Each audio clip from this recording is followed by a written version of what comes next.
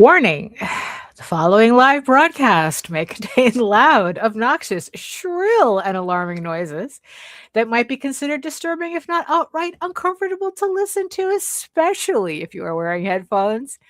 I share my office space with an African gray parrot and two parakeets, and I have no control over their behavior while I am live streaming, unlike my regular videos where I have the opportunity to edit them out as best as I can. As you can kind of get a taste of it in the background.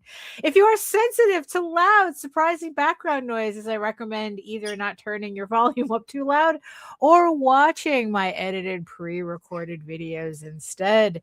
Viewer discretion is advised. Oh, there we are. Oh my goodness. I don't know what's going on. Like I was fine up until about 20 minutes before I was supposed to start. And then all of a sudden it feels like, oh, I could use a nap right now. And it's like, no, we have a live stream to do. We are not going to nap right now.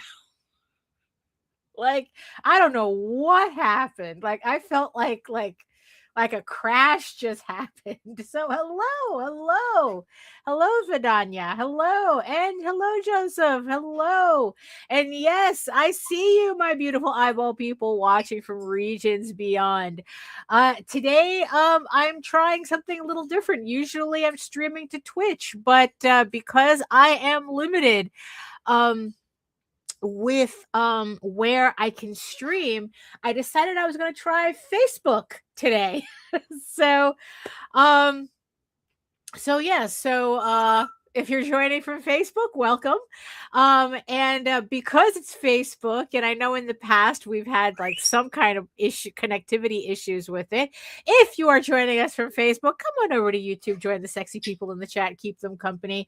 And while you're here, make sure you share, subscribe, and hit that notification bell so you get notified whenever any of my streams and shows and whatever goes live.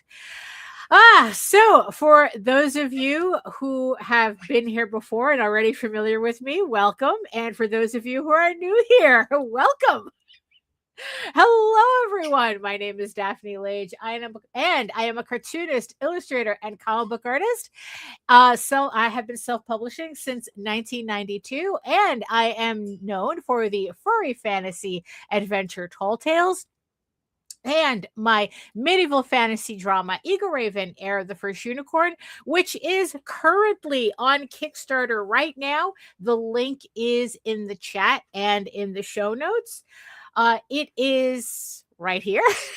So Egoraven, Heir of the First Unicorn is the story of a unicorn princess exiled into the mortal realm who trains to become a knight, hoping to win a king's favor and save her people. And this is for issue 12 of this 16-issue series. And you can also read both Egoraven and Tall Tales on my website for free, so you can try it out before you pledge to the Kickstarter at egoworks.com. EGOWORKS. I'm still tweaking the intro a bit. I'm trying to get that middle ground between too short and too long, and I don't know, just trying to get all the relevant information.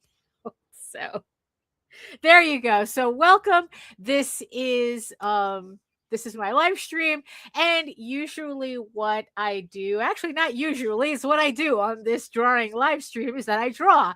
I usually just take about a couple probably about 15 to 20 minutes to kind of wait for everybody to get the notifications and come on in.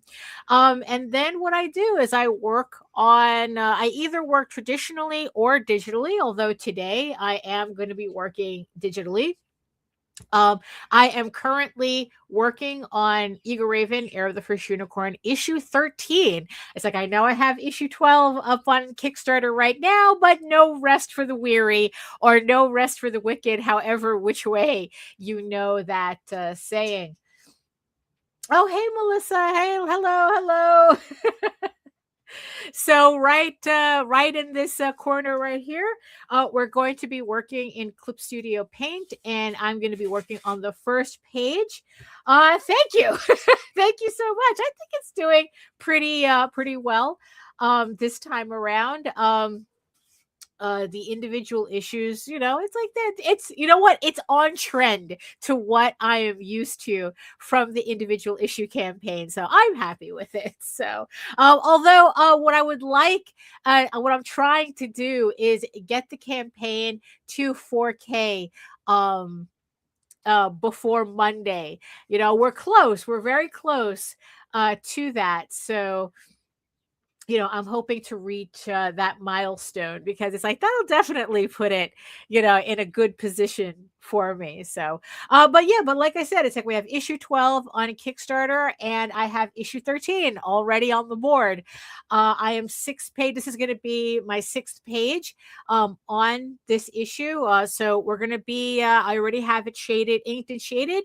So today we're going to be flatting it, because I want to have this page like completely done, as opposed to like inking in all of the pages, waiting for all that to finish, and then going back and flatting. I'm kind of like going back to like, let me like have complete pages this time around, because in the end, it really doesn't save me time to do one or the other, whether I just do the whole thing like ink and shade straight, or if I just complete a page. I think in the end, it's all the same amount of time. It just depends on what I mentally need at that moment.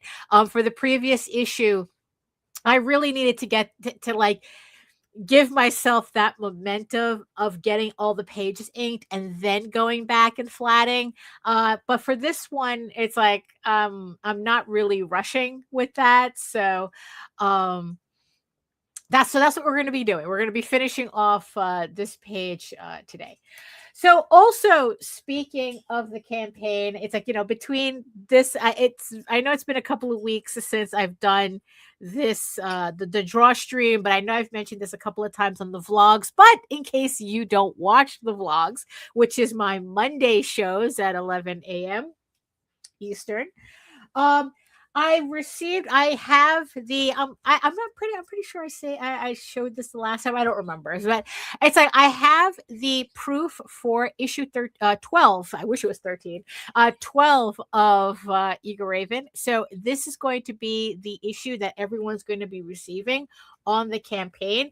As you can see, it's completely finished and printed, and it's ready to go. So in about a week after the campaign ends at the end of the month, I will be sending off the files to the printer, and within 2 weeks I should have everything back, and I can get started with shipping everything out in April, or by the end of April. So that's what I'm looking forward to doing. But the book is done.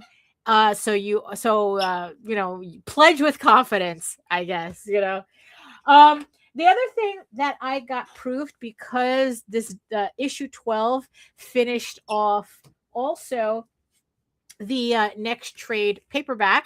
So this is volume 3 of Egoraven that I was able to also get proofed in both the trade paperback size and the digest version of it. I'm still playing around with the smaller size.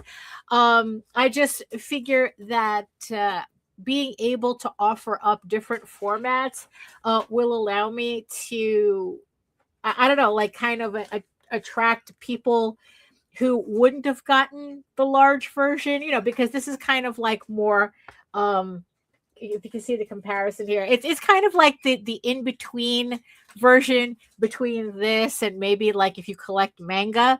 So this would be a better format for people who collect manga, and this would obviously be the better format for people who prefer their comics to be traditionally American comic size. But I'm testing out both. The books came out really well. I'm really happy the way they came out. The only thing that I didn't realize, I didn't fix the cover. I actually did the cover wrong when I sent for the proofs.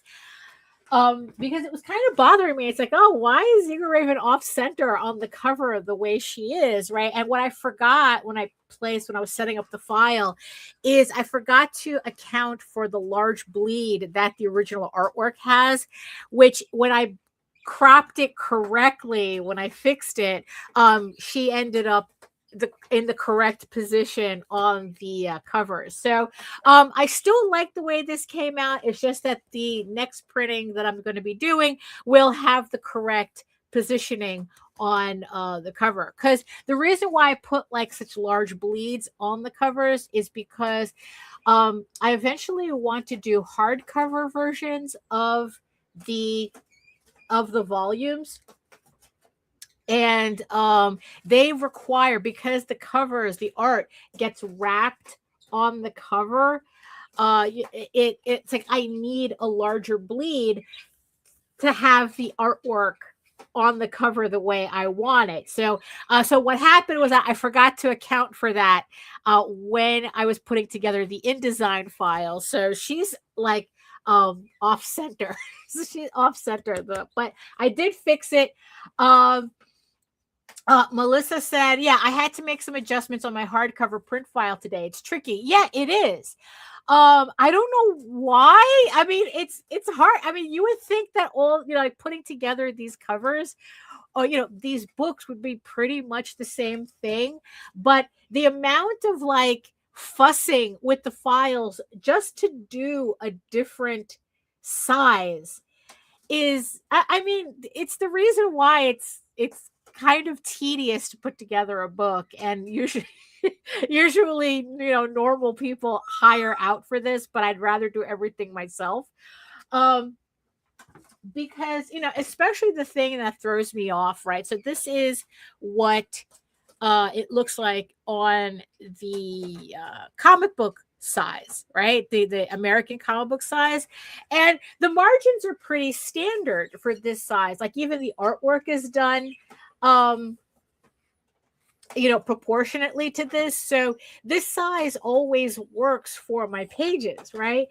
But the problem that I came across when I did a smaller version is that the pages are not exactly proportionate to this. So there's there's a larger margin from top to bottom, and also it's like the gutter space on a smaller book is a lot tighter for some reason. So I have to like really bring out the artwork from the spine area here, as well as kind of like try to center the pages in a way where the extra space at the top and the bottom doesn't look like too much. So it's always, and then it's like when I do the hardcover, that's a whole other thing that I have to set up. And it's like Melissa goes, yeah, print setup has always been a mystery to me. Well, because in the end, and I really have to stop. I really have to control that verbal tick. I was watching a previous video, and the amount of times that I say, it's like the thing or whatever, it's like there's a lot of verbal ticks that I have. So the thing is that it also depends on the printer that you're using. So I'm currently using Mixum, and even though these are all coming from the same company, because Mixum's a broker, the files are actually going to different printers. So even if it's like, so even if I like set up for one printer, if they send it to another printer that has like slightly different variants in their machines, my books are not completely going to match. And that was the thing that I realized especially with the previous digest trades. These I had ordered at the same time, and then this, and then of course I added this separately, and I can tell right away this one is from a different printer. And it's not that it like completely annoys me, but it's like when, when I'm looking for a consistency across my books, it's like the fact that this one, even though I used the exact same order as these, like this one feels like it was printed on thinner paper, even though I ordered the exact same paper of this. And also like they pulled my pages. I like I said, I set this one up exactly the same way I did this one. And they pulled my pages a little bit too far from the spine, which made it like really tight on this edge. Well, tight for my taste, because like I said, it doesn't quite match. If you can see right there, it doesn't quite match the previous two books. So, but that's why I do proofs. But at the same time, with a printer like Mixam, it's like unless you're sending all these books off at the same time, the chances of it going to the same printer is kind of slim. If you're like if you're sending them all at the same time, most likely everything gets sent to the same printer.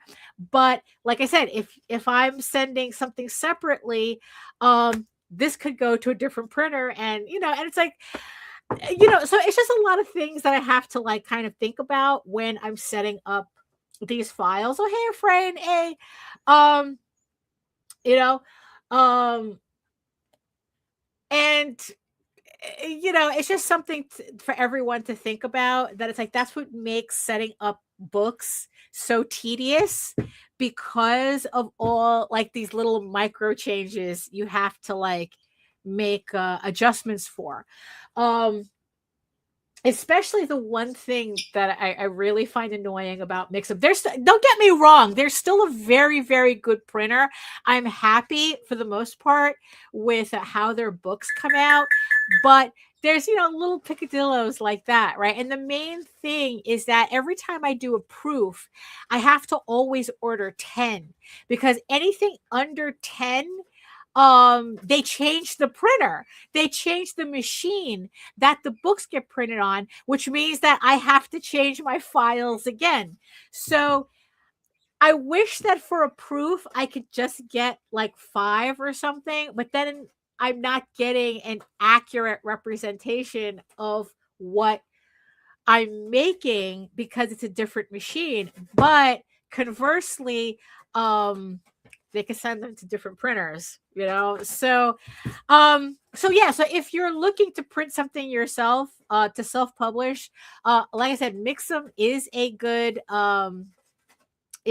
option, but it's just like these little things you just have to keep an eye out for when you're printing. But look, but look at how nice these books came out. I mean, like, I'm very happy with the digest size. Eventually, once I get everything all sorted out, I will eventually run a campaign just for the digest size. I still have, volume 3 and volume 4 to do in the regular. And then once I have all of the books done, I will run a campaign just for the digest size, just to see how people react to that. Because I know that there are people who it's like there are people who only collect the comic, right? They only collect this. Then there are people who only collect this. And I'm pretty sure there are people who are only going to collect this. So it's just funny to see how it's like how every variation creates a completely different audience, but it's the same book. But again, that's the frustration of it. Hold on. Give me a minute.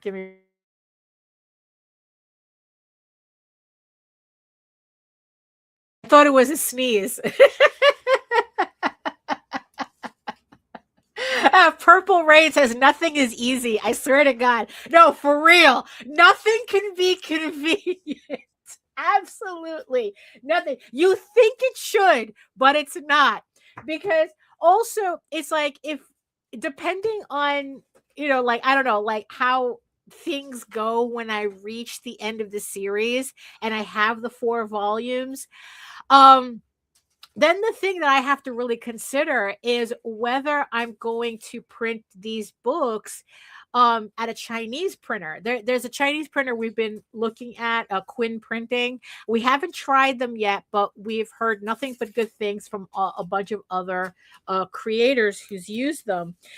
In fact, with our Tenchi Muyu campaign, they Armature Entertainment printed their trades at Quinn, and the quality is really nice, and they said it was very easy.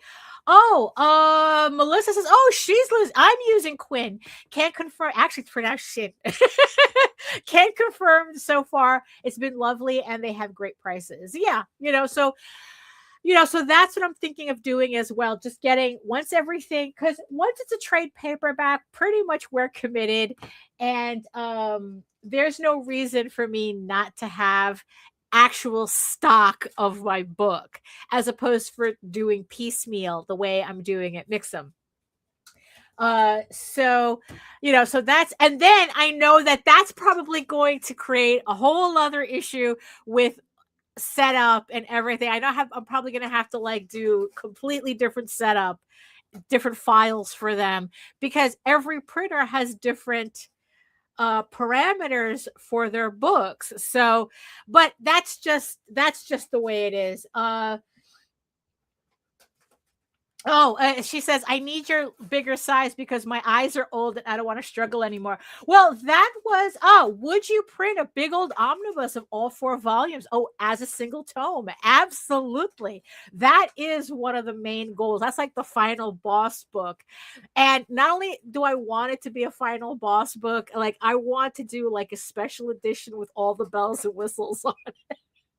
It's like I really wanted. Well, I'm going to do a final omnibus, and then actually, yeah, the boss one is the bells and whistles one, where I want to do, kind of like I have this vision of doing like a special edition omnibus to go with a special edition of the novelization, and they both go together, and they both kind of have like similar format. With like foil and like really nice paper and painted edges, the whole thing. Like I really want it to be deluxe, and you're supposed to have, and so you get like the box, the comic version all together, and you have the novelization all together, and it's like I like to imagine it, but we're still far off. Purple Rain says, and that's why I'm not a digital comics person. Neither am I. I always want physical copies, and the thing is that, speaking of Melissa's bad eyes, because so do I, like I literally had switch between 2 glasses just to function at my desk. It's very important for me at this size to still have everything readable, and it's like, and as long as I can read it, I figure that everybody else can read it too. And actually, I've had people thank me for the size that I have my font at this digest size. But also, the thing is too, is that that's why I also did the novelization as well, because then it's like for people who don't like to read comics, or they have a problem reading comics, even at the larger size, with the novelization, they can have it on an e-reader where they can, like enlarge the text to however comfort level they need at. Although I was told by somebody that my comics are e-reader friendly, that they have an e-reader that reads because they have a visual impairment, and they have an e-reader that reads books out loud to them, and they said that that their reader can read my comics out loud to them. So you have that, but that's all. But I have the novelization, which allows people to enjoy the comic in a different way. It's just, also it has all the different expanded scenes and brand new scenes and extra lore that you're not going to get in the comic because different formats. There's stuff that I would have loved to put in the comic, but it would have just expanded the series way too long, without really adding to the format. While with a novelization, I can put in all that extra stuff and people aren't going to find it weird. And I can control the pacing even with the extra information, where in a comic it's a little bit more difficult. It's very easy for a comic to get bogged down, especially with scenes that, yeah, they may have extra information that's good for the reader, but it doesn't really work in terms of comic book pacing.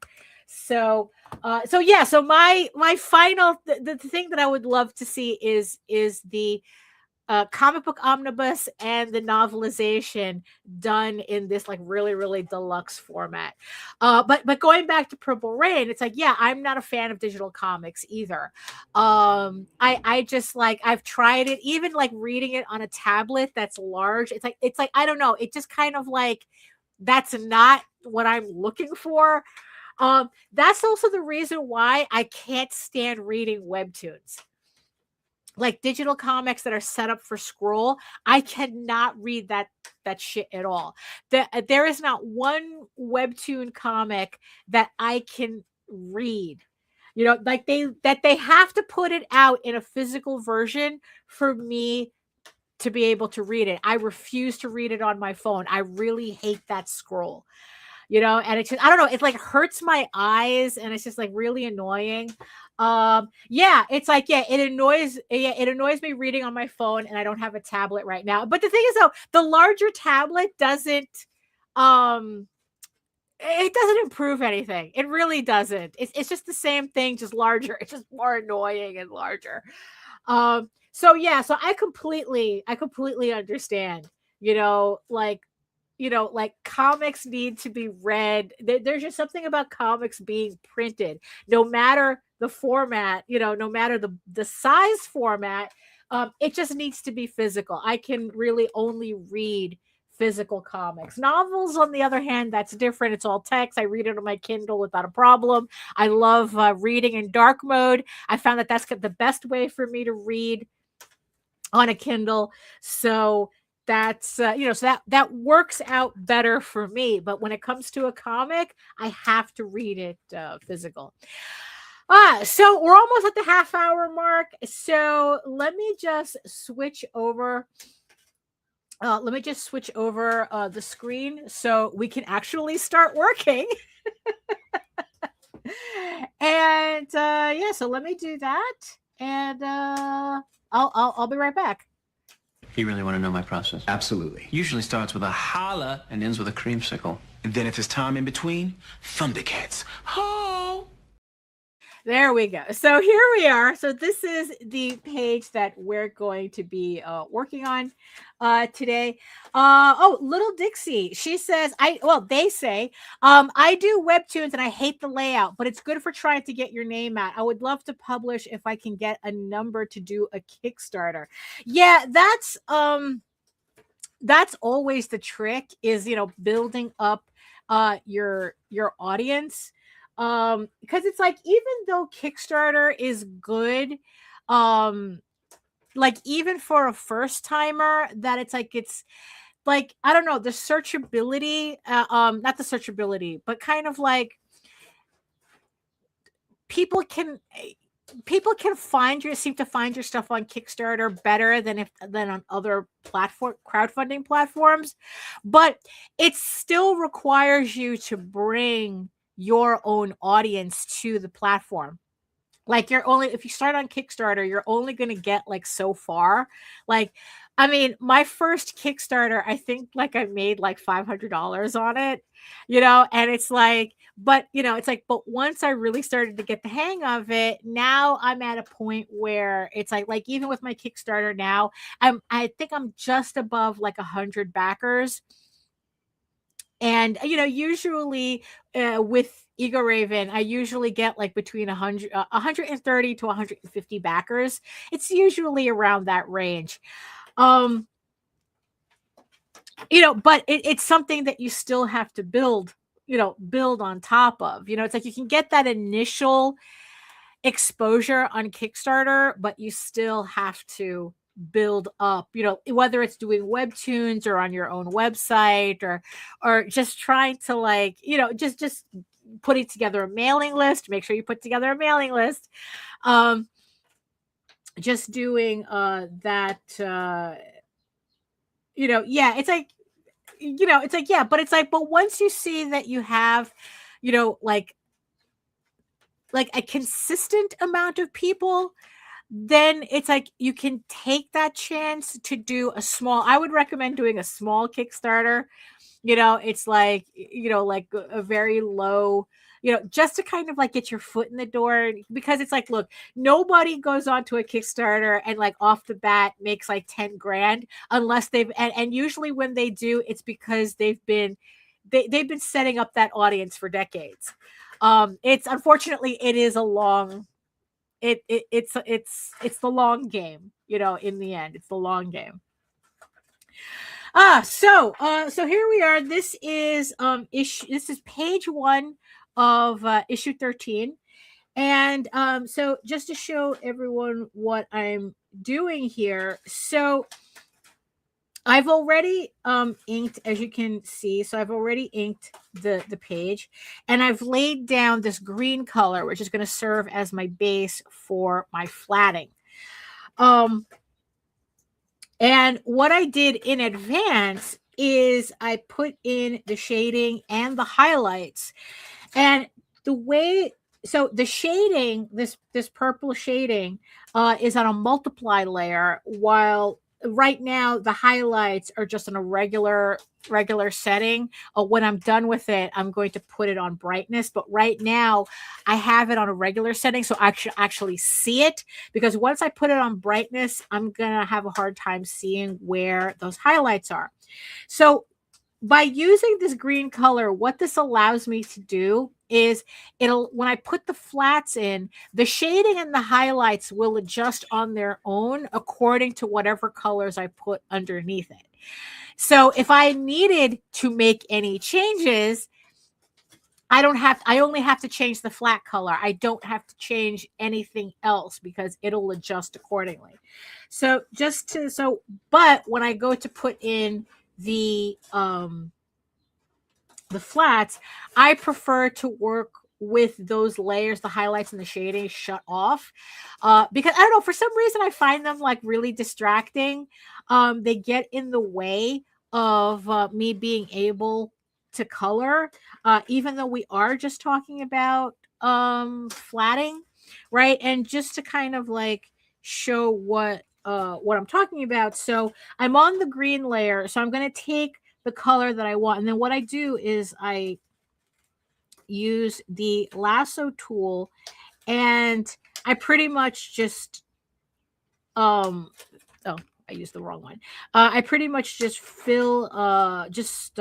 select the area that I want to fill, and then that's it. It's like that's pretty much what I do.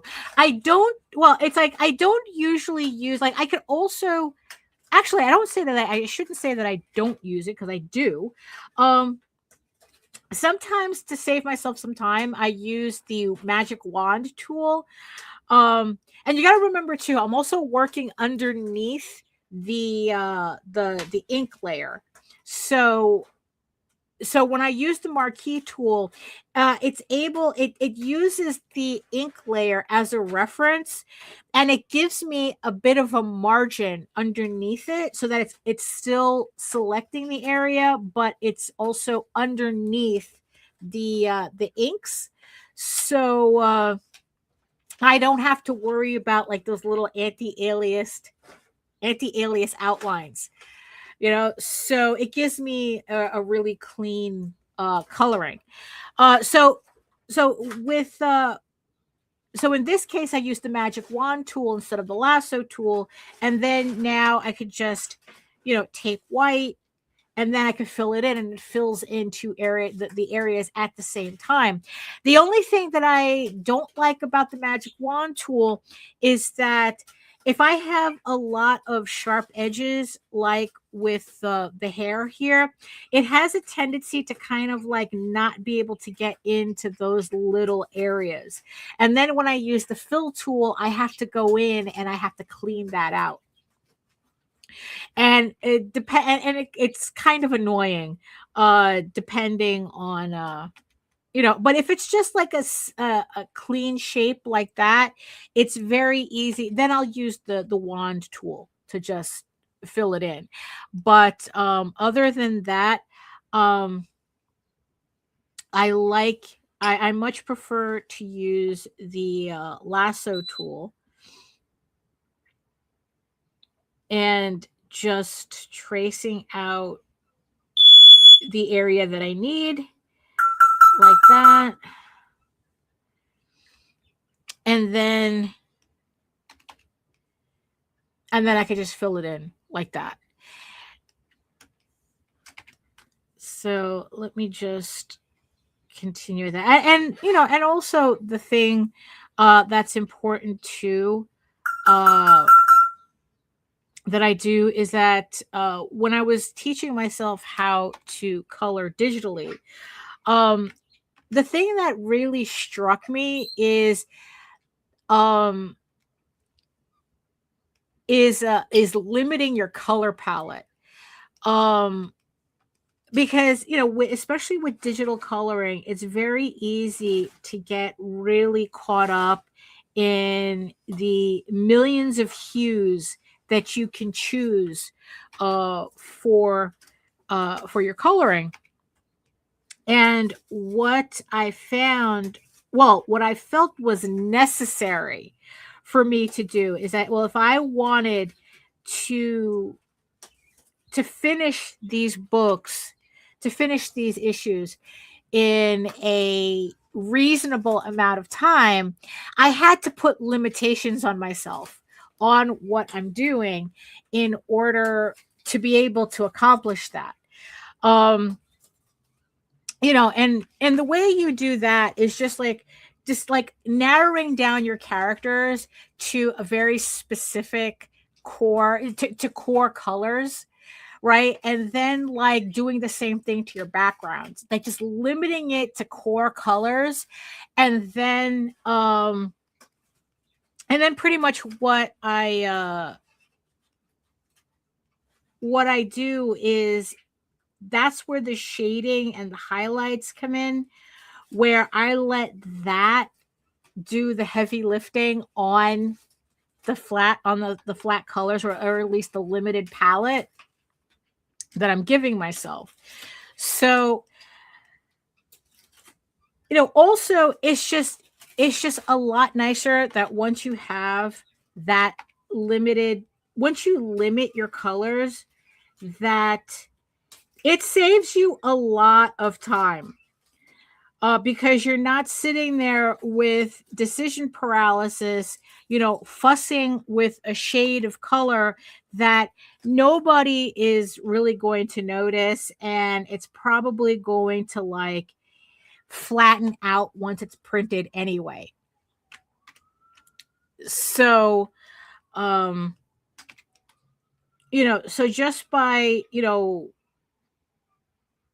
really just like sticking to core colors and pretty much keep it simple, right? As long as you just really keep it simple. Right. So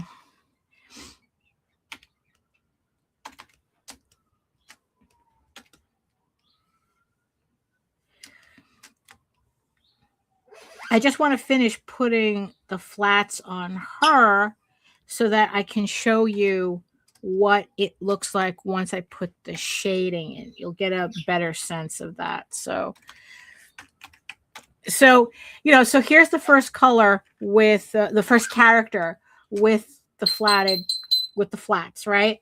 So then once I put the shading on, now it's like, oh, now something's happening, right? It's the same thing here. So like if I were to change the highlights to what it's supposed to be, it's like now you kind of see how it's all coming together. And I didn't have to spend that much on the flats. And like I said, I can change like any color and the shading will change with it. Like to give you an example, I could change that and the shading still remains correct. And I don't have to worry about that. It just saves a lot of time. But magic, yes. Absolutely. It's magic. So, so Little Dixie mentioned webtoons, right? Which is, part of the conversation that I want to have about the topic that I chose for today's stream, where it's not really related to webtoons, but it's kind of a part of it. Oh, hey Jody, I see you. And about a month or so ago, I think this campaign, about 2 months ago, this campaign had gone live on Kickstarter. And I haven't really been able to stop. Well, I have, it's like I'm not thinking about it as much now because now it's over. But there was this campaign that was 2 comic books done by 2 authors, Monsterotica authors, who decided that they were going to do comic books based on their books, their novels. And these were just 20-page comics because they were just doing a comic book of the sex scenes in their in one of the sex scenes in their comic, in their novels. So they did a comic of the sex scenes, So it was, so it was just like, they hired, so it's like this team, this studio did the comics, did the Kickstarter, 2 20-page comics for $75. The campaign ended up making like, I don't know, $65,000 around that, right? And I couldn't help, as much as like I was happy they were successful because of what they were doing, that they were able to like sell comics to novel readers. The thing that kind of got me, was kind of irritated, kind of like, aside from the amount of money, they came out of the blue, right? As far as I was concerned. Where hold on, let me just find a previous page that I can reference the colors. Let me see what's going on here.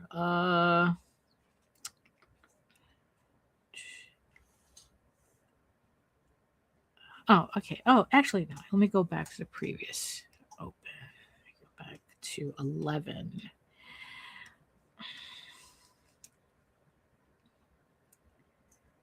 Where is it? This one.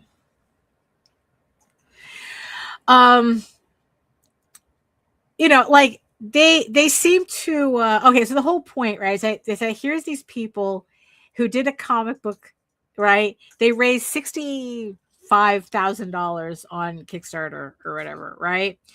And and I think what like really got to me, aside from the money, of course, is like these people didn't know anything, as far as I could tell, about the comic book ecosystem on Kickstarter. They just came in, did their books, raised money, called it a day, right? Like they didn't they didn't have to like know anything about like what was really trending in the comic book section, you know, or like just so that started, I don't know, like kind of a conversation about the idea of like, in the end, does it matter that they don't know anything about the history of comics when they still were able to raise $65,000 on Kickstarter anyway? Right? And, you know, that kind of got me thinking about like a whole bunch of things in the comic book section on Kickstarter where, you know, people are coming in thinking that, oh, doing comics is, you know, like quick money or easy money. And you can tell that these people have no, like they just think that comics is just pretty pictures strung together, and you know, you plop some dialogue on it and you're good to go. I mean, the funny thing is that what doesn't help with this conversation is that Todd McFarlane was recently saying that it's like, well, comics is all about the artwork anyway. I can have I can have a comic drawn completely like by Michelangelo, and it will still, even if my dog wrote it, you know, it would still sell because the artwork is the most important thing of a comic. And it's like, it's kind of hard on one hand, you know, it's kind of hard to how can I say this? Oh, right. Well, that's true, Melissa. It's like I'd read a comic written by a dog over a comic by AI at least. Exactly. I would too. I would too. It's a very at least the dog has to show some talent.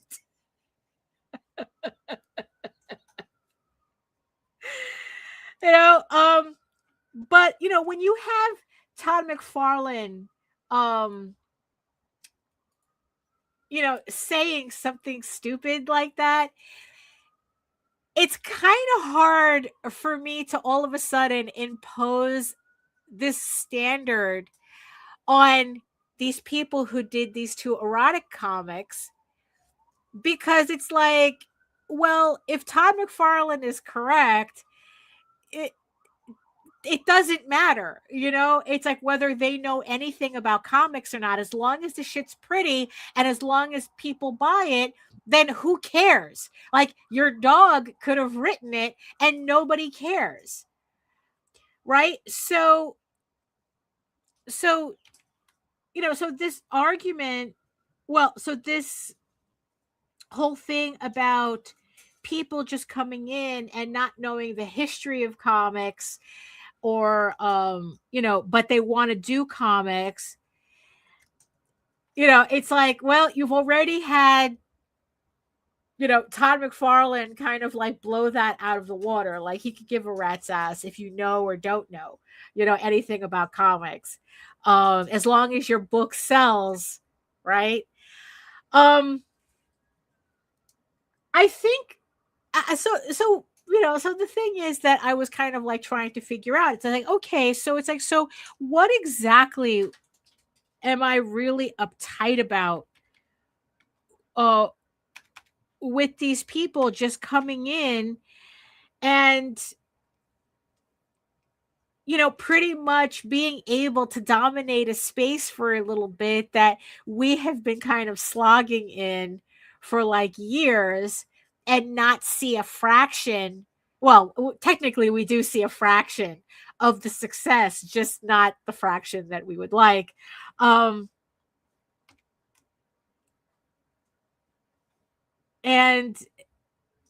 you know, so maybe that was like my real issue, that it's like that here were people who literally didn't know anything about comics, but their audience was so big that it didn't matter. Their audience was going to buy the comics anyway, even if nobody was a comic book reader. But at the same time, they wanted to see artwork of these characters, like having, like, they had the novels, right? And the idea of seeing artwork of these characters that they enjoyed in the novels excited them enough as an audience that they had no problem spending $75 for two 20-page comic books. So, hold on. Right. So, let's see. Todd was half-baked and half-right. It depends on the current trends of the buying audience, considering that most modern comic collectors is treating comics like a poor man's art collection. Yeah, because most of them, they're only buying for the covers anyway, right? The whole variant cover thing. They will treat the story as a secondary thing, if they even read it. Like, honestly, it's like, it's easy, it's easy for him to say that. The thing that I found funny about Todd McFarlane's comment about his dog is that he didn't give the example of his dog writing Spawn. Like, he didn't say my dog could write Spawn and I'd still be selling millions of dollars worth of comics. Right? He didn't say that. He said Michelangelo could have been doing the comic, which I found was a pretty interesting tell, because even though he's saying that the story doesn't matter, in a certain way, he's also low-key saying he's not going to outright say his dog could write Spawn and he'd still, and it wouldn't matter. Like, I don't know, like, he still holds his own work to a certain standard that he didn't want to use his dog writing as an example for it. Even though, it's like, Purple Rain says story and art has to be equal. And I agree. It's a comic book, and I think that what makes comics the interesting medium that it is that it's not a novel and it's not a picture book. If you just wanted to look at artwork, you could just buy an art book. If you just wanted to read the story, you could just buy a novel. But if you want to enjoy a comic book, the art and the story has to work hand in hand to give you that experience. So let me just darken that a bit. Yeah, much better. So, oh no, not much better. No, I don't. Oh, we'll see. Let me.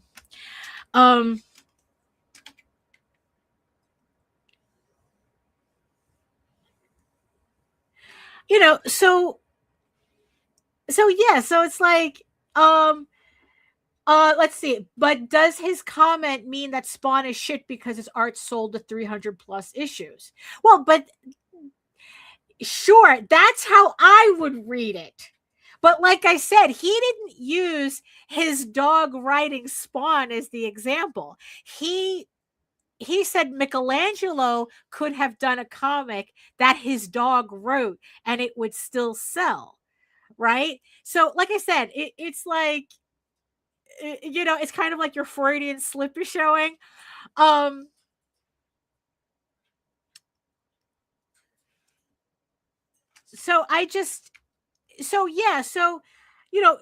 knowing that one of the biggest selling creators in comics, even he kind of dismisses the idea of who gives a shit, like of knowing anything about comics, right? It's like, who gives a shit? It's the art that sells it. As long as the art's good, who cares, right? Like, because it's like, yeah, so how can you have that? So you can't really hold other creators to a standard that they could just point to Todd McFarlane going, well, he doesn't give a shit. You know? He just says it's all about the artwork. And in the end, that's what made this campaign for these 2 books based on these novels. You know, the artwork sold the books. You know, it's literally 2 comics about characters fucking. That's it. You know, it was pornography and, you know, it was pornography. So it's like, so does it really matter if they know the history or don't know the history? Little Dixie says, the manga anime community from both America and Japan on X had an argument about Western fans only caring about art and animation while Japan cares about the story more. Is it just a culture thing? I don't know. I don't know. Because it's like, you know, it's like, because I think that the story has to hold in order for a comic to really have legs. You see, because that's also a thing that someone had brought up. It's like, yeah, maybe the flashiness of really good artwork can sell a book for a while, right? Or for a little bit. But if you want people to really be invested, you know, but then again, we're also talking about Spawn sold 300, you know, like is up to 300 issues. But it's like, so obviously people are invested in that series that it hit 300 issues, but that could also be a form of just marketing. There's 300 issues because he made it 300 issues. He had the wherewithal to make it 300 issues, you know, but it's like, you know,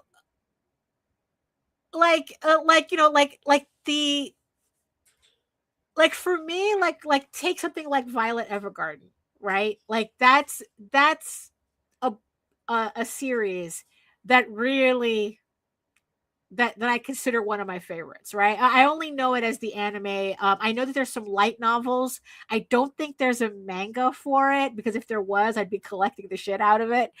But I know it's light. There's some light novels, but I don't know if I don't think that they've translated those to English yet, because I would be curious to pick one up. You know, the visuals are nice. They're lovely. Visually, right? But if it wasn't for the story, I don't think I would have really cared. You know, like the artwork would have, like the visuals would have only carried me so far. Purple Rain says, I have to disagree. I hear all the time people dropping books because of the story. You know, and honestly, that's the way it should be. That's the way it should be. Because, like I said, there's only so much. You can't expect the artwork to do the heavy lifting. Honestly, it's like, I think that Spawn, it has a combination of, it hits a particular button that a particular demographic likes, and also Todd McFarlane has the finances to push a series to 300 issues. You know, like literally, he's a manufacturer. You know, Spawn is a product. You know, it's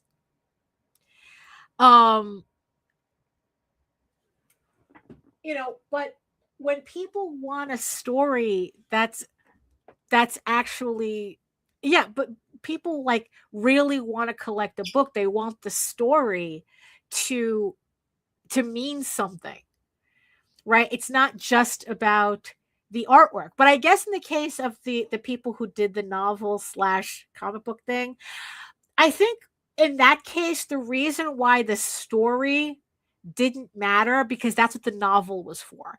And then the whatever art was in the comic was just a supplement to the novel. So like that campaign literally ignored all the so-called rules of comics. um you know, like, yeah, like going back, yeah, so it's like, yeah, so for Violet Evergarden, the story still had to carry me to the end of the series. You know, I had to care about the characters enough to hit that ending. Um and if, you know, just being pretty is not good enough. You know, especially when we're talking about, you know, like a format like animation or a format like comics, a format like manga, right? Um, and let me see. So yeah, so I don't know if it is a culture thing. Um, because it's like I don't know. It's kind of like, because I don't know. It's very easy. Um, Joe D says you're supposed to drop a book because of story. People need to get that they are being cheap because they don't want to for an art book. Oh, they don't want to pay for an art book commissions or one of one. Um, you know, I mean, like for me, I don't know. It's like, so yeah, it's like, going back to the culture thing, right?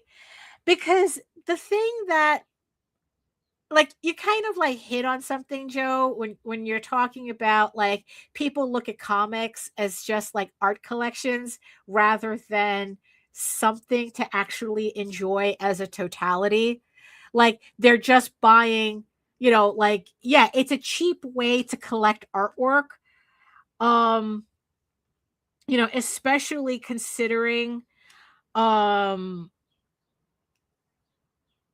like say, do I want that to look like that? I don't know. Oh, hold on. Let me use my different swatches. Maybe. Okay, let's do that. Um,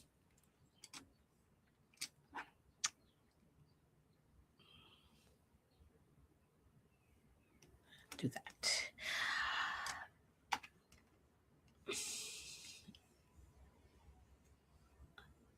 Hold on. Let me gather my thoughts here. There we go.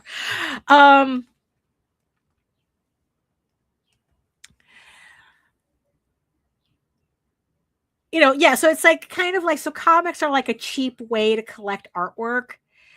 And I think like little Dixie was talking, you know, was talking about, is that a culture thing? You know, people want the story. Um, while Americans just want the artwork. And I'm not sure if that's, this is conjecture, I'm pulling this out of my ass. Um, whether it has something to do with the way in the United States, especially, art has been commodified to content, not as something that you actually sit with and enjoy.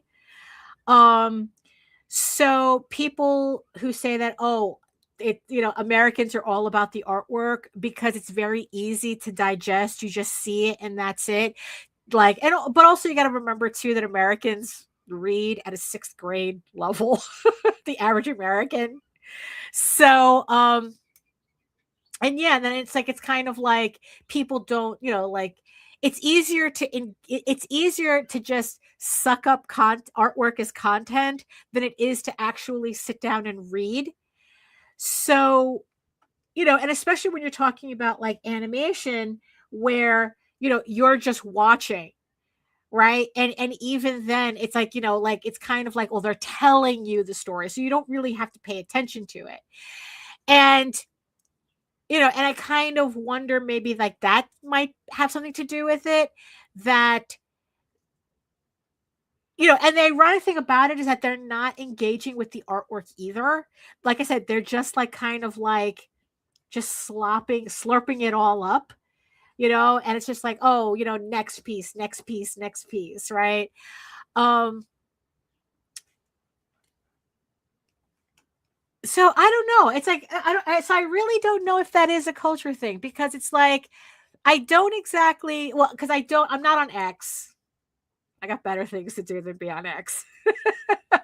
um, and I've been trying to limit my social media, uh, you know, interactions. I'm trying to keep it to a minimum. Um, and I gave up a lot of platforms because of that. Um,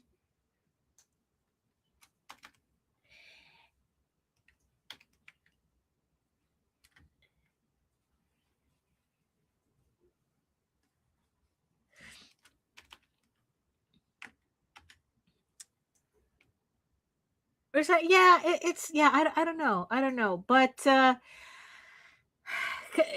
like so the thing I don't know, like I guess like the thought that I was like kind of like thinking about in terms of going back to that original, you know, like like in the end, it's like, was I just upset that these people decided to just make a comic when they never made a comic and they made that type of money, you know, as opposed to someone like me who's been doing comics since 1992, and it's like, and I've yet to even I've come close to making a $10,000 campaign, but you know, I don't see that happening anytime soon. Um, you know, and that maybe it's like, you know, the idea that if you're in comics, you have to have a certain knowledge base. Like in the end, they were able to sell $60,000 worth of comics without ever knowing who Jack Kirby is, without ever knowing Marvel or DC. You know, it's like, and I'm pretty sure the extent of what they know about comic book characters have more to do with the movies than anything else. Um, let's see. Joe says, if it's a culture thing, I would wish that people would stop seeing manga and American comics as two different mediums. They're both just comics, just different forms of storytelling. Well, that's also another thing that I want, you know, like I think is kind of related to this too, because American comics, people who are really into American comics to this day, they really, really don't want to admit that manga is the force that it is, right? And then not only that, but it is the same thing. It's like manga is just Japanese for comics. That's all that means. You know, manga, it's like, now what we imagine, like I'm not going to call like a mainstream comic, American comics manga, because by saying manga, people have an idea as to what that means. You know, it's like it's Japanese influence, it's or just from Japan directly. Like, and it has a certain storytelling um language that's different from American comics. You know, and just because, yeah, but there are people in it who are collect American comics, like the American comic book scene really has a hard time accepting manga as we're all part of the same family. It's just a different branch on the tree. You know, it's the same thing how you really don't hear about, you know, Franco-Belgian comics, which is the books that I like to collect. Actually, those are more the comics I like to collect are French comics. You know, like books that look like this. You know, I mean, this is definitely not a manga, that's for sure, but it's definitely not an American book either. Um, it's a completely, you know, it's like, but it's still a comic. The only reason I don't flip this open is because, you know, it's European. They have different sensibilities than Americans do. So I'm more likely to flip it to a page that shouldn't be on YouTube.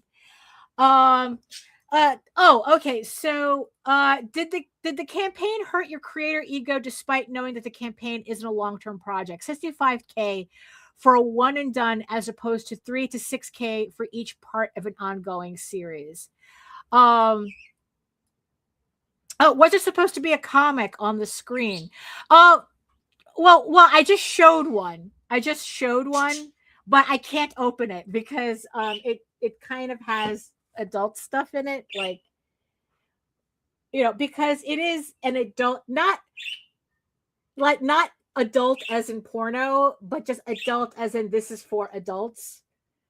So this is Eagles of Rome, and it's a fictional retelling of there is, that's the page that I'm working on.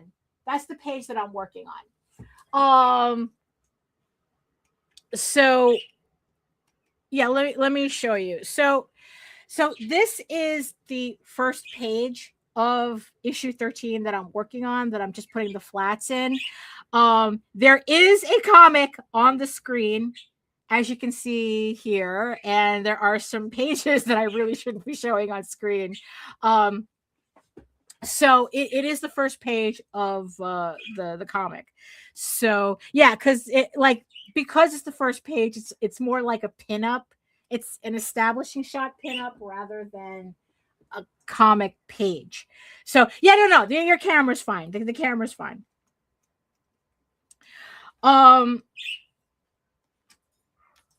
So where was I? Oh yeah. So let's see. Let's do this. Yeah, you see, what's funny, it's like, Joe, it's like, what's really funny, now that you mention it, it's like you're right about that it's like I have to really think about the fact that, yeah, it's like this is probably a one and done project.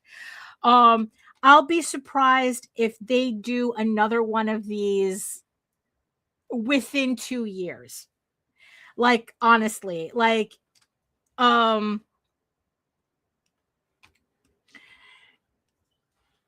which, and then it's like, once you do the math on it, it's like it really stretches out, like the amount of money that they made, so you know what, it's like, I guess it's like, I just got all in my feels, because it's like, it's kind of the idea that on a certain level, I was irritated that I felt that I kind of low-key probably thought they didn't deserve it because they didn't earn their right. But then at the same time, that's kind of a stupid thing to think, because it's like that has nothing to do. I mean, obviously their audience didn't give a shit. Their audience didn't care. Their audience bought it. So in the end, it's like, that's what counted. Right? So it's like, yeah, so I was just like, I don't know, just kind of like all in my feels about it, for dumb reasons in the end, right? Like, in the end, it's like, if you do a comic and you have the audience to support it, that's what it is, right? I mean, Keanu Reeves taught us that, right? That it's like, this is a guy, it's like, look, yeah, he talked shit about, it's like, oh, I love comics and blah, blah, blah. It's like, look, the project, the Berserker project, was like a proof of concept for him to get a Netflix deal. That's it. It didn't need to be a comic. It was just, a comic was just an easy way to show that there was interest. But the only reason there was interest was because it was fucking Keanu Reeves.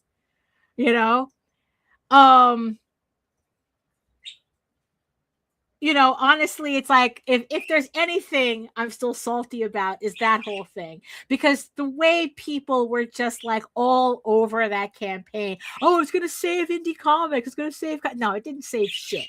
It did nothing, Enjoy lunch, Joe.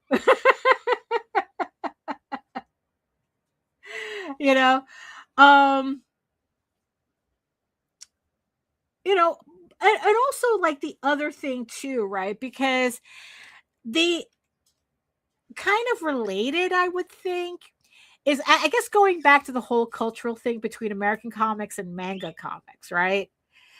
And Japanese comics. It's like manga comics is redundant.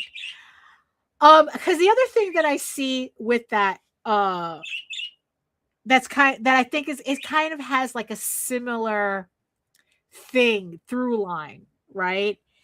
You know, like the whole like you didn't earn your place is when a webtoon artist comes on Kickstarter and really blows up. You know, there's several webtoons that's done that.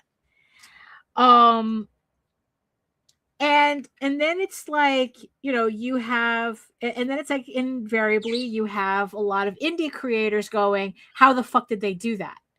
You know, or you have like these really like they didn't put their stuff on webtoons, but they put them on their own website, and like for the past 5 years they've been running their comic on Patreon or something, and then they finally do a campaign and they're making 30 grand, you know. And you know, and the you know, and then it's like invariably it's not me in particular, but then I see other creators going, how did they do that? It's like they just came out of nowhere, blah blah blah. How dare they? You know, it's like, how do they make a comic and then, you know, just show up and then make 30 grand on a comic, right? With their mangoos, you know, it's, you know, but it's kind of like, but it's the same thing that we're talking about, where it's like they think that, oh hey Lou, you know, that somehow there's this belief that it's like, oh, you're not really part of comics because it's like you don't know the history of comics, you don't know where we came from, you have no right to this space. Which is why, you know, the thought is that it's like that these complaints, that these arguments are really just a form of gatekeeping, or at least an attempt at gatekeeping. That it's like, oh, these webtoons are not real comics. You know, it's like the manga's not real comics. You know, I mean, it's just, I don't know if I'm making any sense with this. Like I said, it's just been something that's just been bugging me. And you know, it's like I'm just like,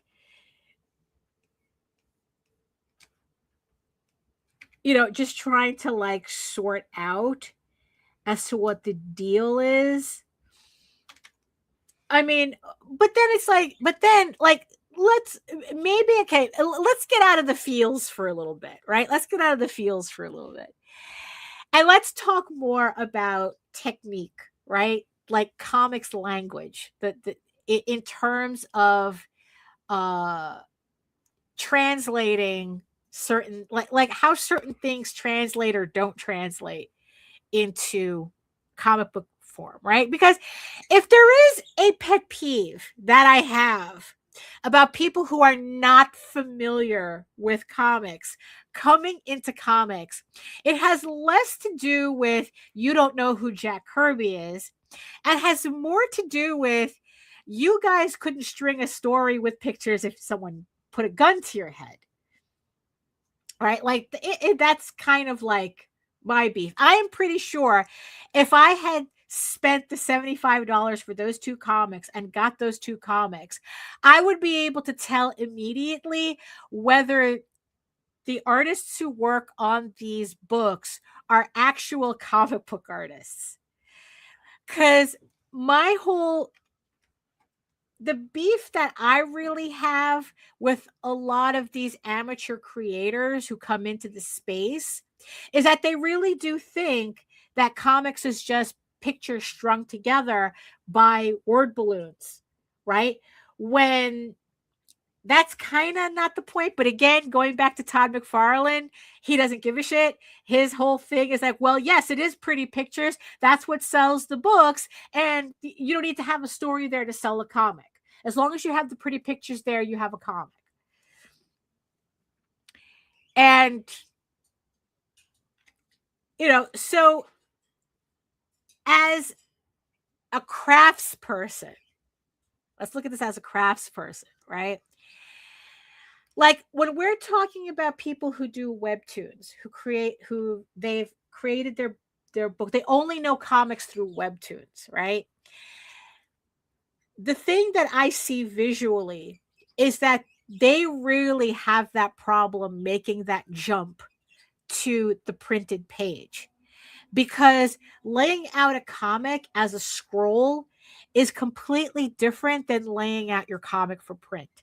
And I've seen this problem happen time and time again, where when they take a webtoons and they try to make a comic out of it, like a printed comic, and then it becomes a layout nightmare, because the language of a webtoon is not really made for print, and the entire layout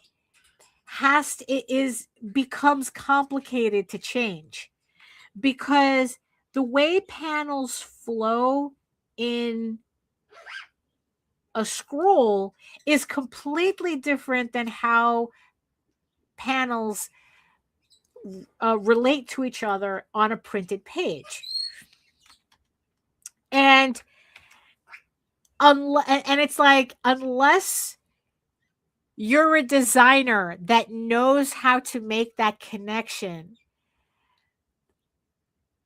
the books that I've seen, I don't know whether it's improved any, but like when they do webtoons as printed comics, they think that all they have to do is just put the boxes just side by side. Oh, and that's a comic. You know, it's like, oh, we did it, right? And it's like, oh, absolutely not. That's not how you do it. Where it's kind of like, you know, like translating a language, you know, translating English into a language you don't know. You think it's like, well, the translator did it. It's just that, right? And it's like, no, you're missing a lot of the visual nuance of the layout that comes in the layout. One of the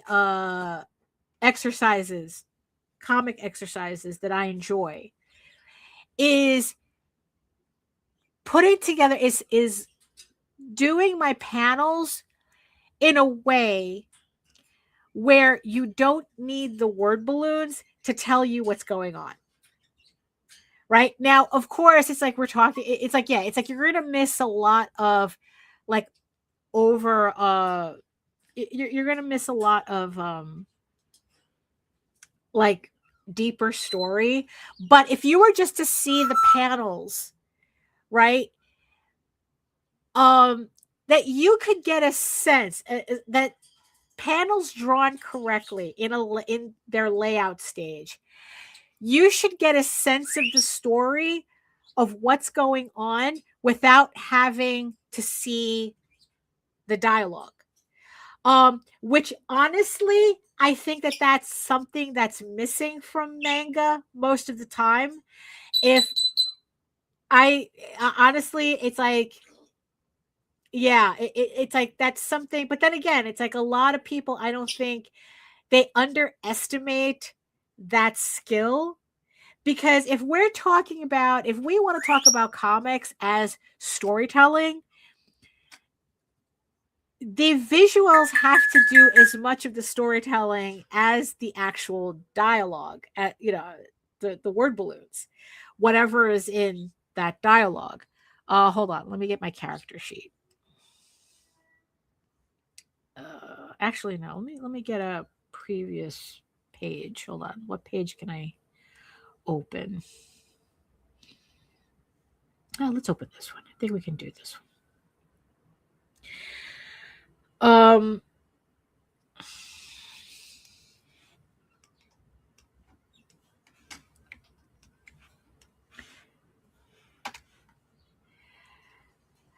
And from what I remember from Spawn, even with Todd McFarlane's dog writing it, right? If you took out the dog's dialogue, right, you probably most likely couldn't tell what the story was. And ironically, Todd McFarlane had said this himself. I mean, God, the guy is so shit when it comes to like this. I mean, it's like he literally said that he could throw that what he does is that he draws the book and then he can throw the pages on the floor, and whatever order they fall in, that's the book, because it doesn't matter. He'll just write the story according to like what panels, flow to each other, because it's like it doesn't matter. The story never mattered to him. Although what's funny was that they didn't matter until the first chance he got, he hired Alan Moore, to write his shit for him. Like he hired all of these writers, but they don't matter, but he had to hire them anyway, right?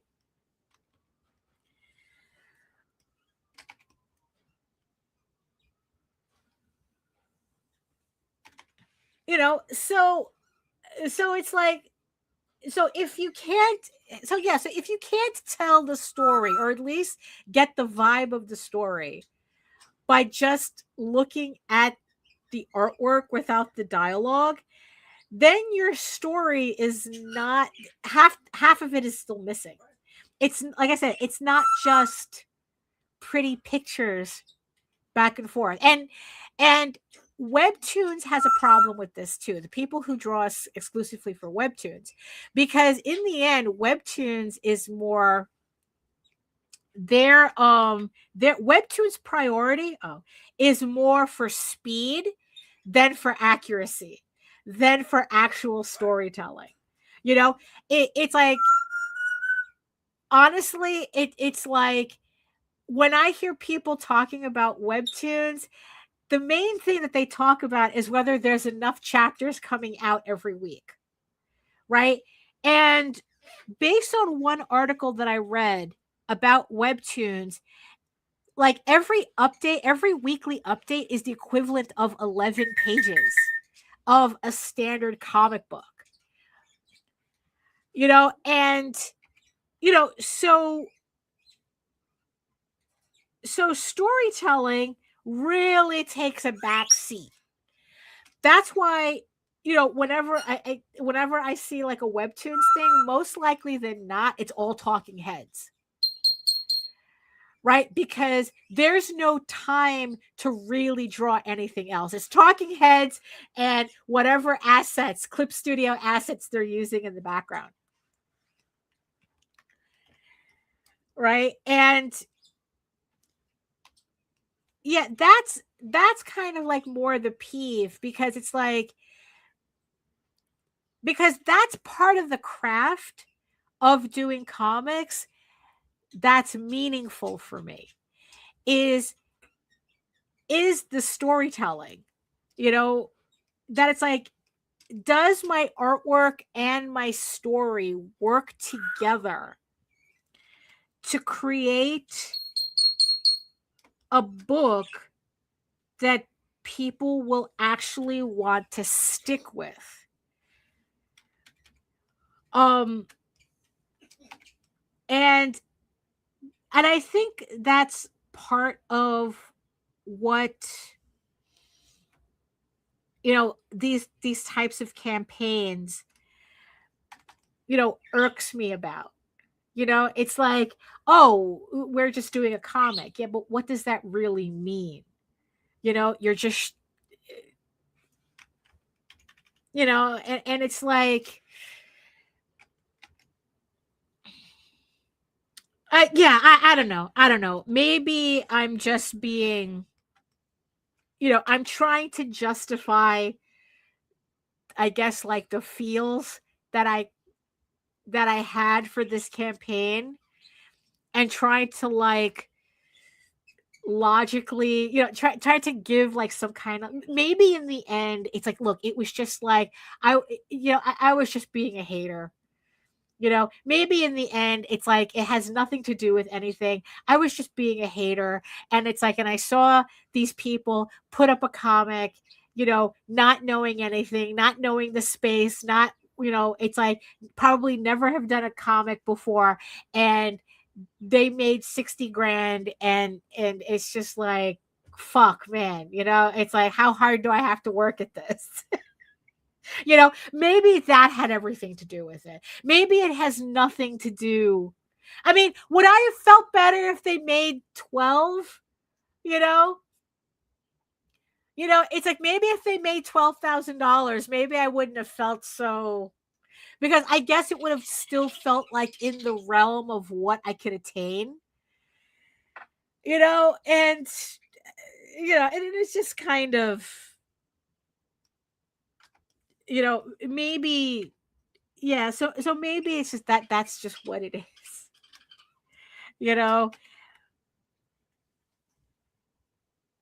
because, yeah, maybe, it's like, in the end, all I have to worry, I just have to worry about, like, the work that I'm doing.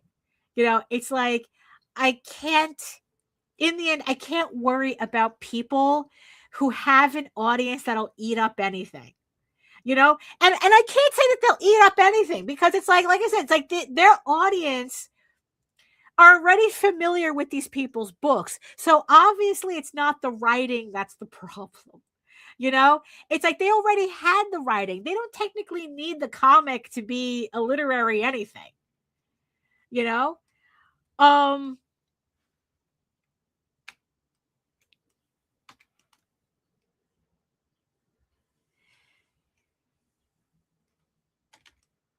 but but when it comes to, like, the craft of it, I mean, that's where I kind of have, like, if I'm thinking about it that way, that's where I kind of, like, really, like, okay, these are where my real pet peeves are.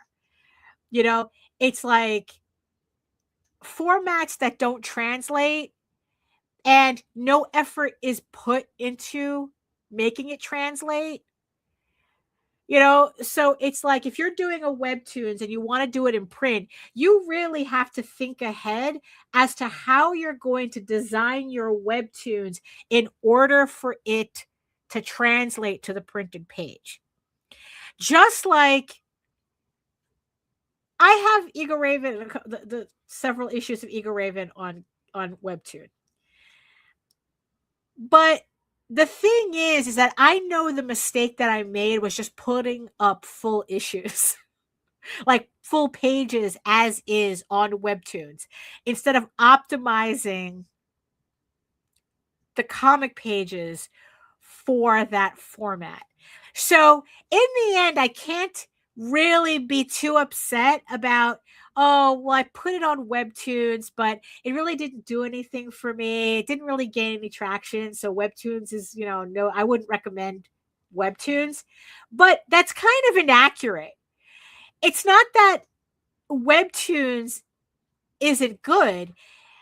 I didn't gain any traction on it because I didn't translate for the language, the visual language that webtoons actually uses. I'm expecting people who read traditional American comics to read, I'm expecting people who read online comics on the regular to just all of a sudden decide that my traditionally laid out comic is just like, well, this is how you're going to get it, and not cater to that format. And I know for a fact that that's been an issue for me on Webtoon. But I also have to accept the fact that the reason I did that was because I wasn't going to do that.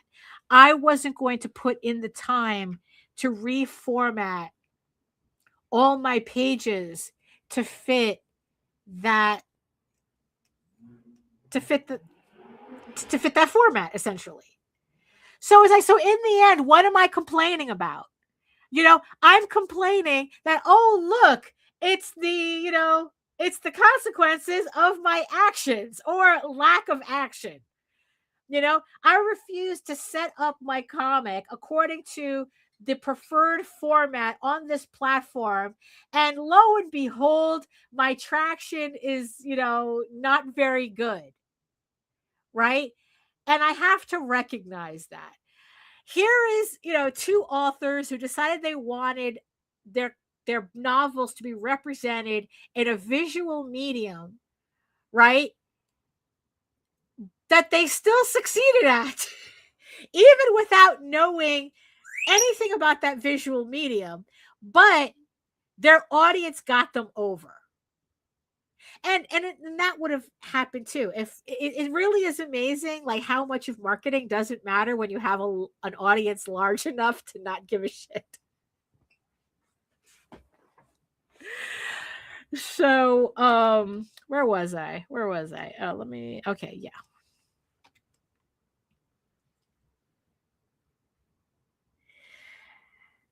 So I don't know. I guess,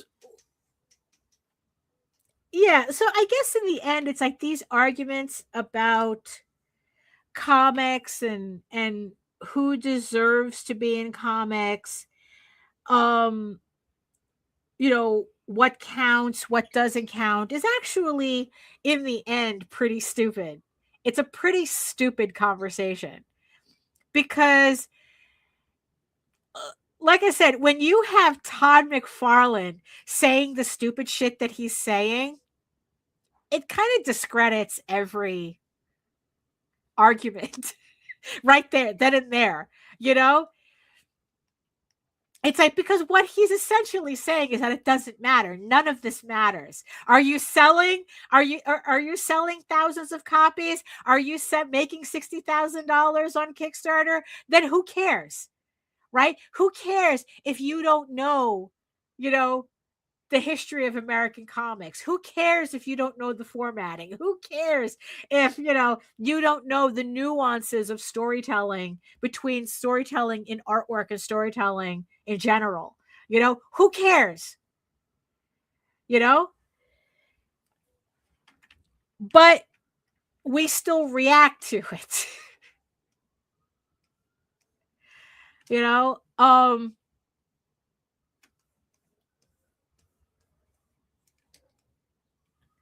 on. Let me get okay. Now I think I'm just going to get my character sheet. It'll just be a lot easier. That's why I have them anyway. Okay. Where are they? Where is he? E, F, G. Where are you? Oh, here you are.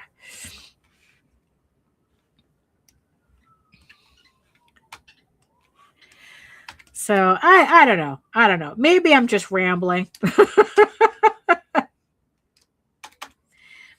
you know what? But I'm always going to hold the idea, though, that in the end, it doesn't matter how good your artwork is. If your story sucks, no one's going to hang around. Your artwork is only going to hold on to that audience for so long. Unless, of course, you're Todd McFarlane and you have the financing to push your books through regardless. Right? But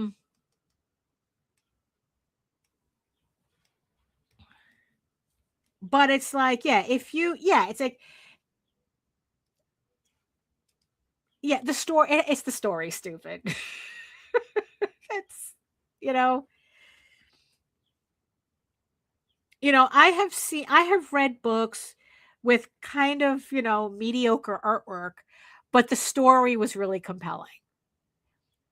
But I have also read books where the artwork was excellent, but the story was stupid as fuck. Right? And I've actually had a situation where I read two books where they had that problem. One of them had a story that I wanted to read, but the artwork was really bad. And then another one had really, really good artwork, but the story was really, really bad. And in the end, I don't read either of them because the balance, it's like the balance was just like not there. When it comes to comic books, I need that balance. Like the story that I wanted to read, like I said, the artwork was really, really bad. Well, if the artist cared enough, they could have improved it, you know? Um, but they didn't. They just kind of like their concern was that they were able to sketch out panels, to have finished panels within 5 minutes, than whether the panel was actually good looking, right? So this was a creator who prioritized speed over care. And because of that, in the end, their story wasn't strong enough to cover the fact that the artwork wasn't really that good. The story was like way too thin on the ground to justify me looking at this artwork that screamed, I don't give a shit. Like, it's more important for me to rush through these pages than it is to give you nice artwork to look at to go with the story. Because, sorry, your story wasn't that good either, to overlook that. Oh.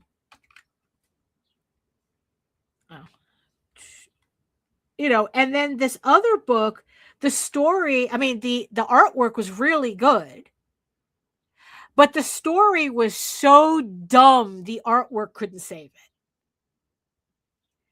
Like, they're just, it has to work together. The artwork and the story has to work together. Because again, if I just wanted to read the story, I'd buy the novel. If I buy a novel. If I just wanted to look at artwork, I'd buy an art book. But if you're asking me to invest my time into a comic, both of those things have to work.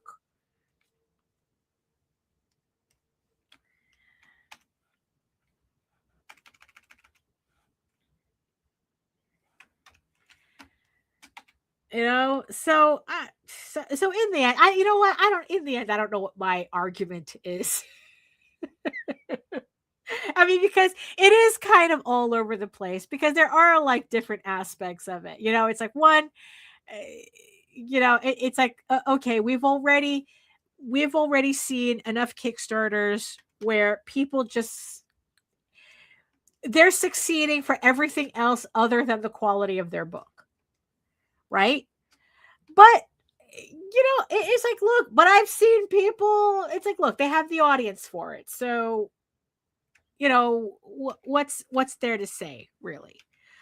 And then you have let's see. Purple Rain says, that's the way Spider-Gwen was. Great art, but the story was so empty. I got suckered into the whole Spider-Verse when the first animated one came out. I made it through the title change and dropped it. Right. Eventually, it's not enough to hold up. But also, I think the same thing with Spawn and with Spider-Gwen. It's like, when we're talking about, because it's like, look, Spawn is a corporate comic. Spider-Gwen is a corporate comic. It's like they're IPs. It's like, so in the end, we're talking about these it's like it stopped being a passion project for everybody. It's like Spawn, I don't think hasn't been a passion project for decades. It's like it's a product any more than like corn or spaghetti sauce.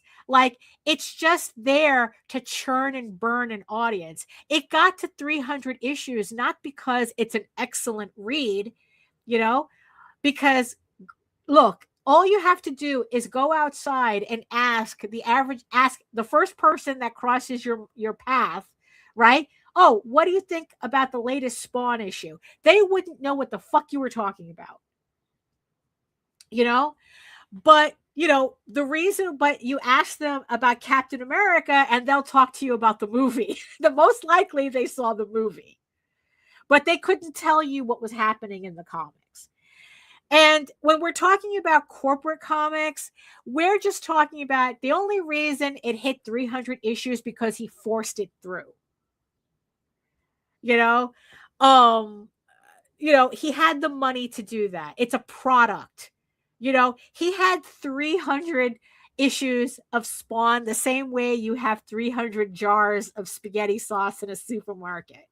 It's just it's just churning and burning through an audience, because yeah, I will be hard pressed to find, I am pretty sure that there are very few people who have collected all 300 issues. you know um and that's, and and in the end it's like um that's kind of like a different situation. you know um these people, these corporations, they don't care if you drop it, as long as there's somebody else behind you to pick it up, right? So, and as long as there's always somebody to pick it up, then it's like they have they don't care if you're reading it or not reading it, or just throwing it in the garbage after you leave the comic book store. As long as they have your money and can say, I sold X amount of issues or X amount of copies, that's all they really care about.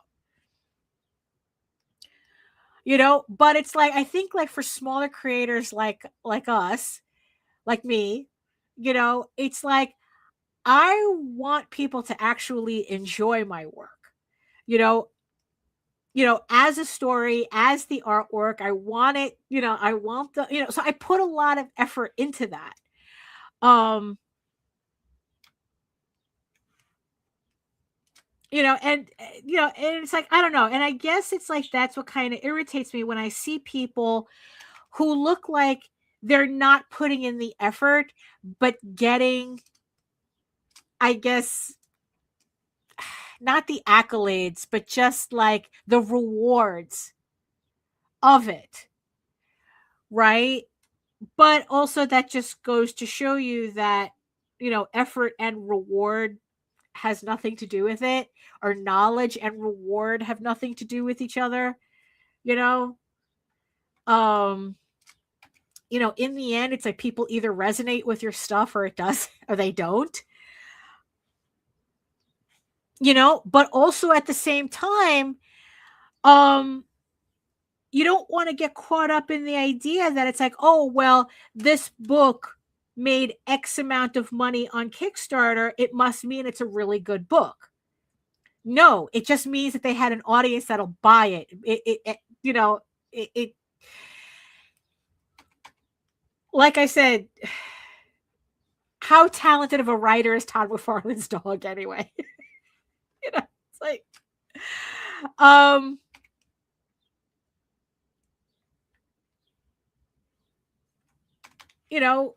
and it's like, and the thing that Joe had said, earlier, that it's like that he had stopped doing Kickstarters because his ego couldn't take the idea that he just didn't have an audience on Kickstarter, and it's like, but that doesn't mean you don't have an audience. It just means that they're not on Kickstarter. Like that's also like another conversation that comes up a lot where there are creators who it's like, no matter what they do, they can't get any traction on Kickstarter or crowdfunding, but they go to a convention and they sell more copies than they've ever sold on Kickstarter. On Kickstarter, they can barely sell 30 copies, but when they're at a convention, they're selling out. They're like, oh, I could sell 100 copies easy at a convention. So that just means that that's where your audience is, that your audience is not on Kickstarter. So you can't be mad at Kickstarter.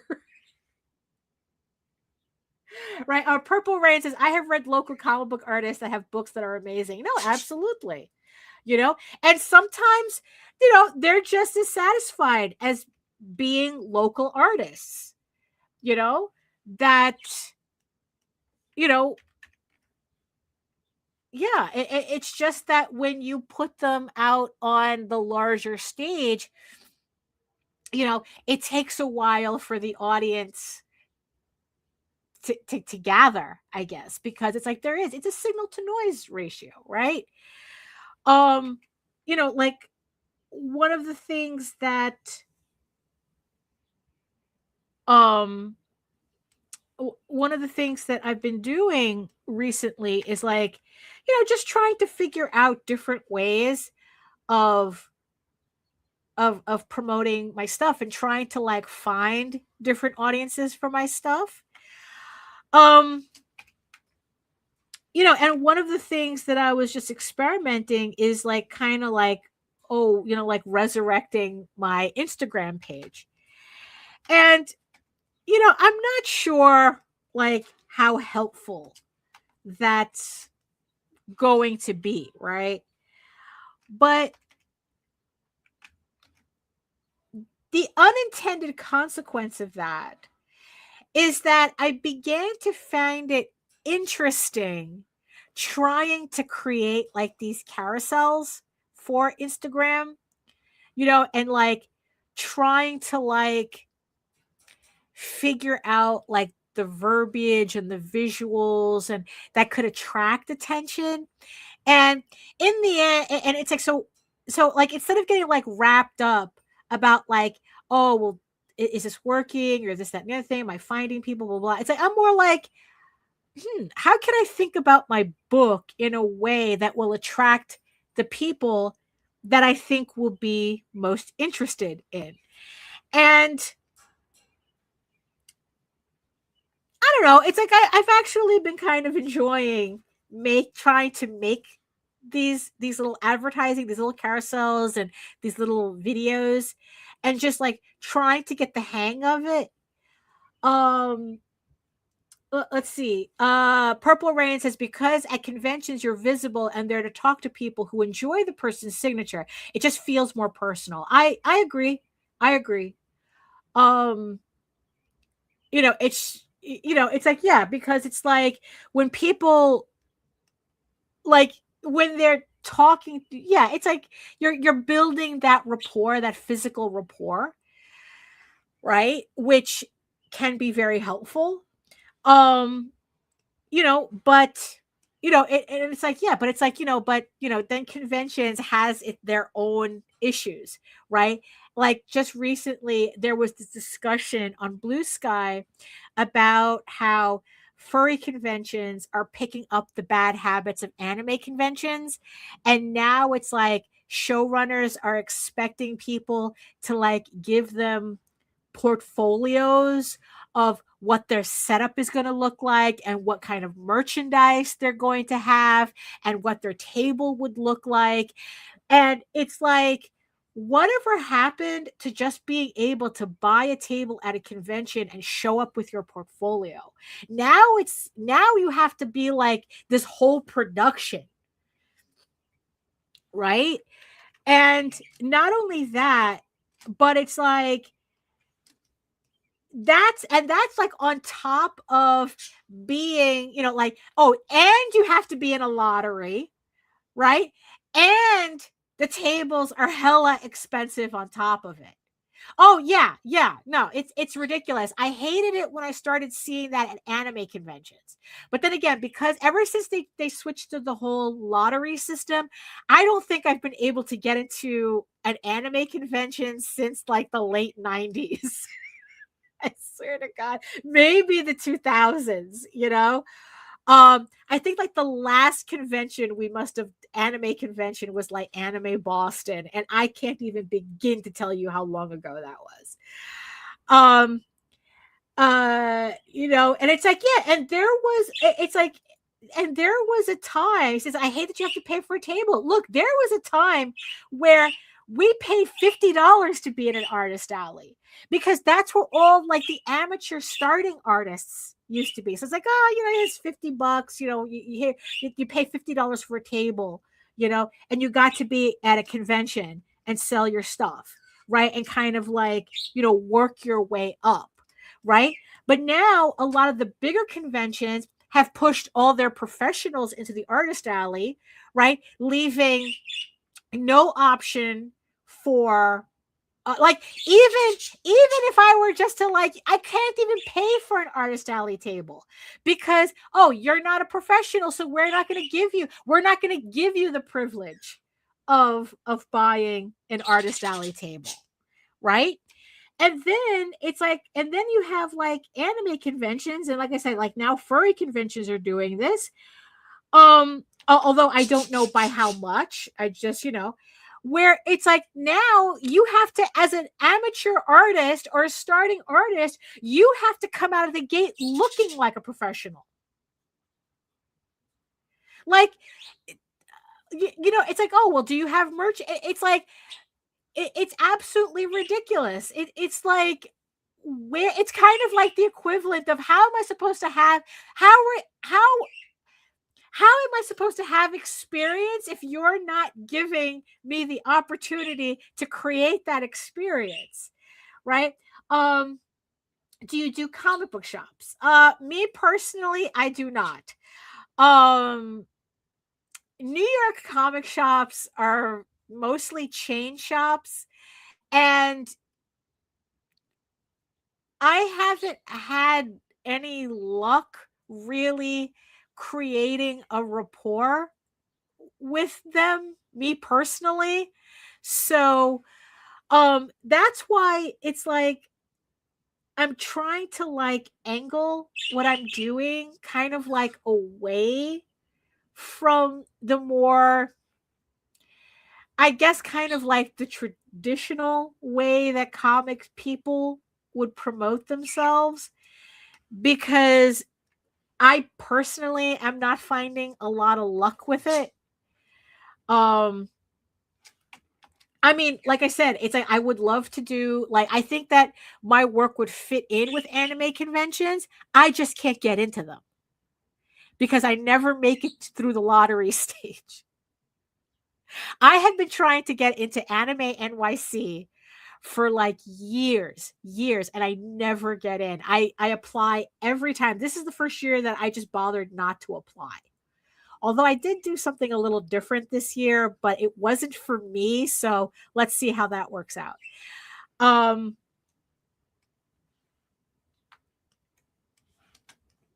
and it's like,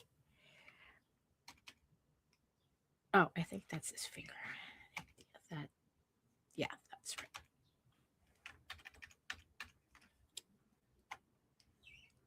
And it's like, so comic book shops are kind of like the same thing for me. Like the amount of times that I've tried to have even just put postcards in comic book shops only to be constantly, oh, you got to talk to this person, you got to talk to that person. It's like, oh, we can't just put the cards there. They have to be approved and this person's not in, or this, that, and the other thing. It's like, it's just like, okay, you know what? I don't have the energy for this. Years ago, I probably spent an entire week calling up every comic book shop in the tri-state area, just trying to get them to like, what was I doing? Was I like promoting a book, or was I trying to sell them a book? I don't remember what I was doing. That's how long ago it was. And every single, I think it was like trying to get them to even look at my book.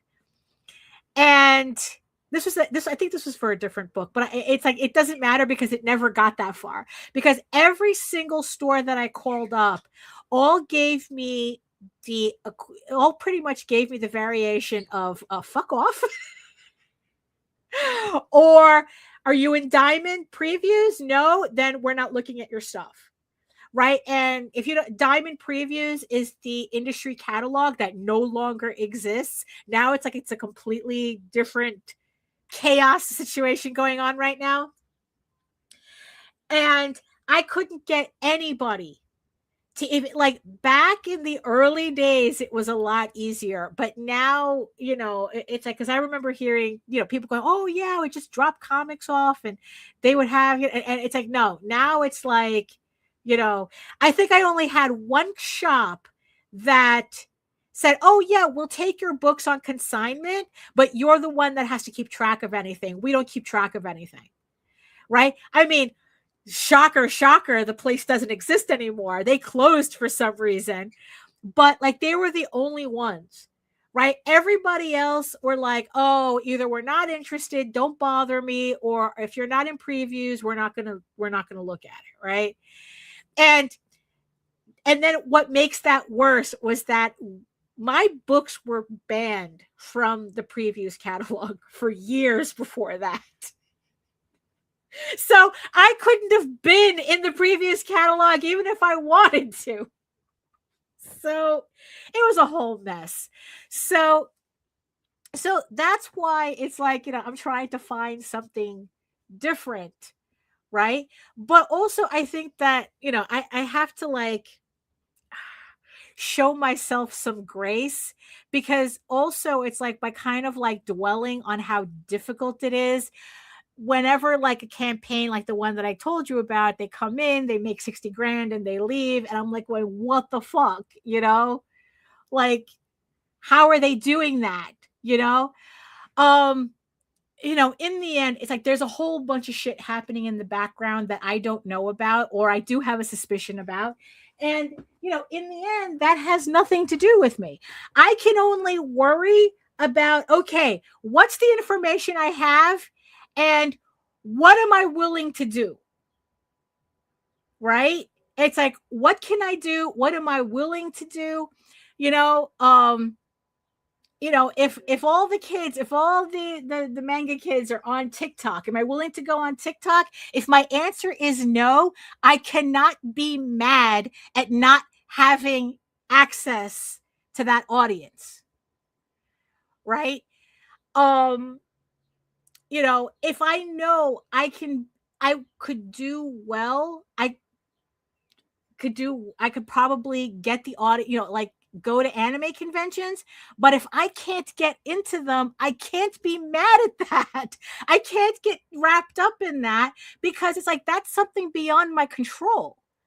Look, I can't even get into New York Comic Con anymore unless I want to spend $2,000. And then that's another thing I have to consider. If I am unwilling to spend $2,000, knowing the logistics of what I would have to do to make back that $2,000, I can't be uptight at not being able to access that audience. So I have to figure out what can I do that will give me access to audiences that I feel would be interested in my work, but doing it in a way that I could actually do it.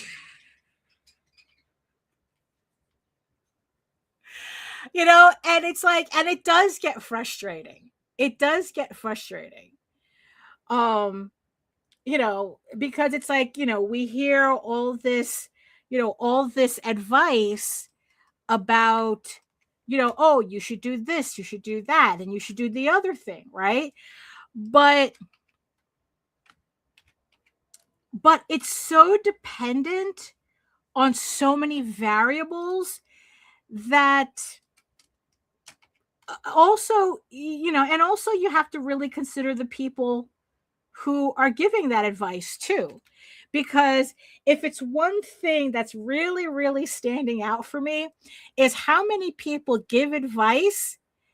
Oh, hello, Far Star Lover. Hello. New York Comic Con is too expensive now. Same with Anime NYC. Yeah. And again, it's like, that's if you can even get into them. I mean, it's ridiculous as to how these conventions, it's like, and then, oh, I only bought a single badge for Anime NYC this year. Yeah, I mean, because that was the thing too. Last year, because it's like there was this whole conversation again on Blue Sky about how the CEO of Reed Pop, right, who owns most of these conventions, these large conventions, right? I think it's like Reed Pop and Fan Expo.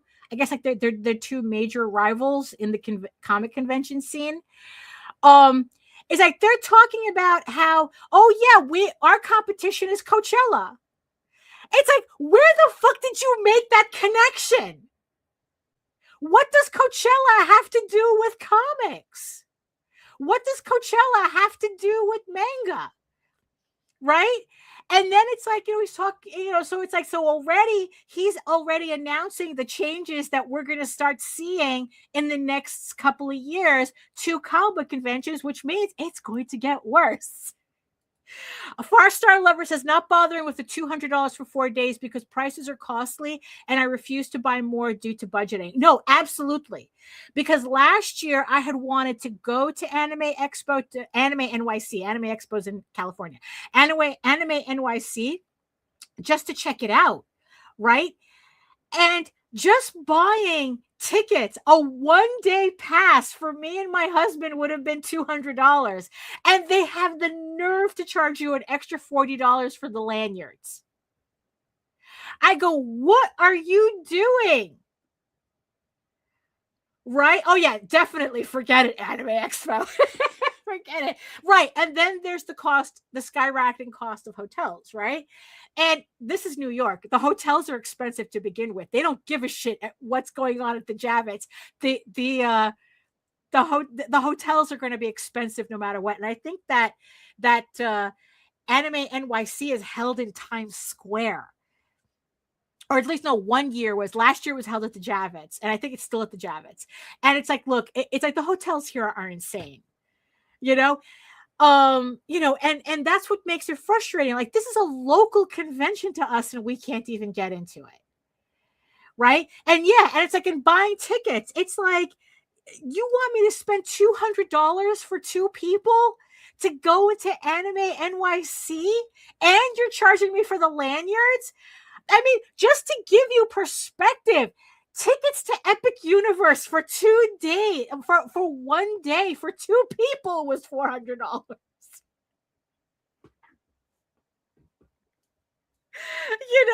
I mean, it's like, are you telling me that this convention is like half the entertainment of an actual theme park for 1 day?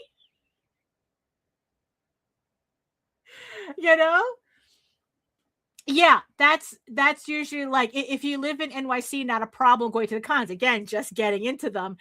If you're visiting, it'll cost more for your buck at those hotels unless you have friends. Yeah. JD Calderon, Jose, he's my husband. He's the guy who does the Oswald Chronicles. So yeah, we're package deal.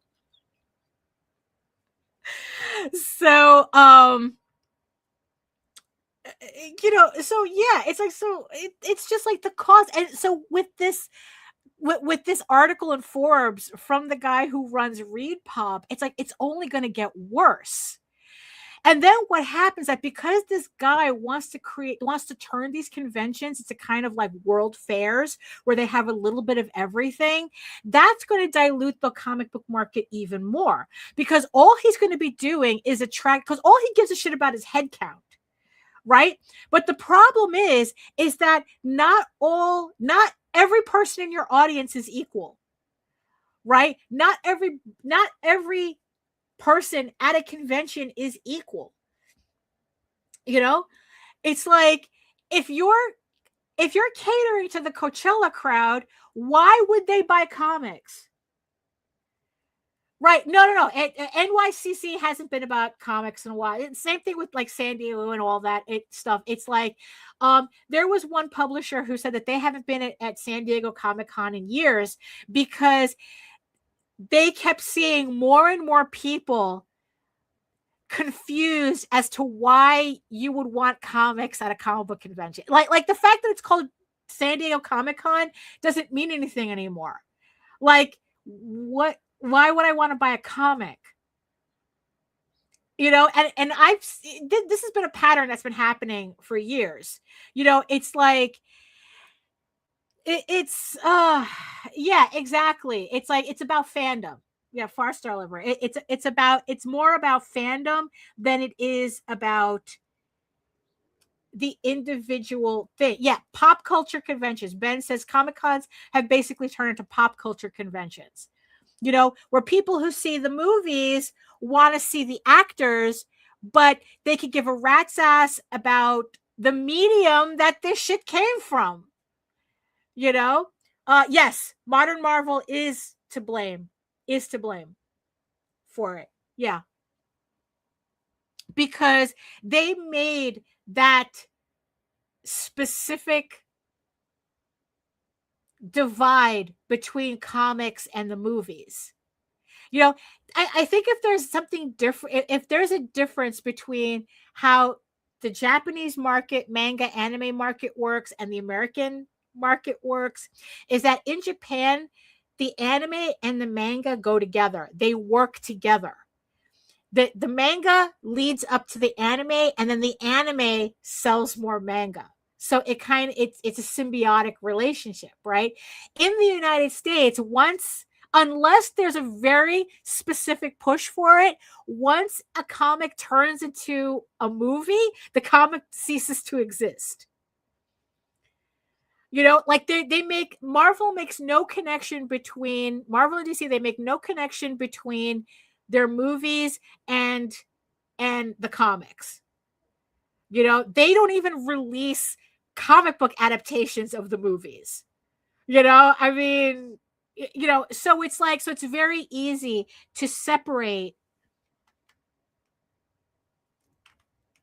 to separate that, while in Japan, they both have to work together.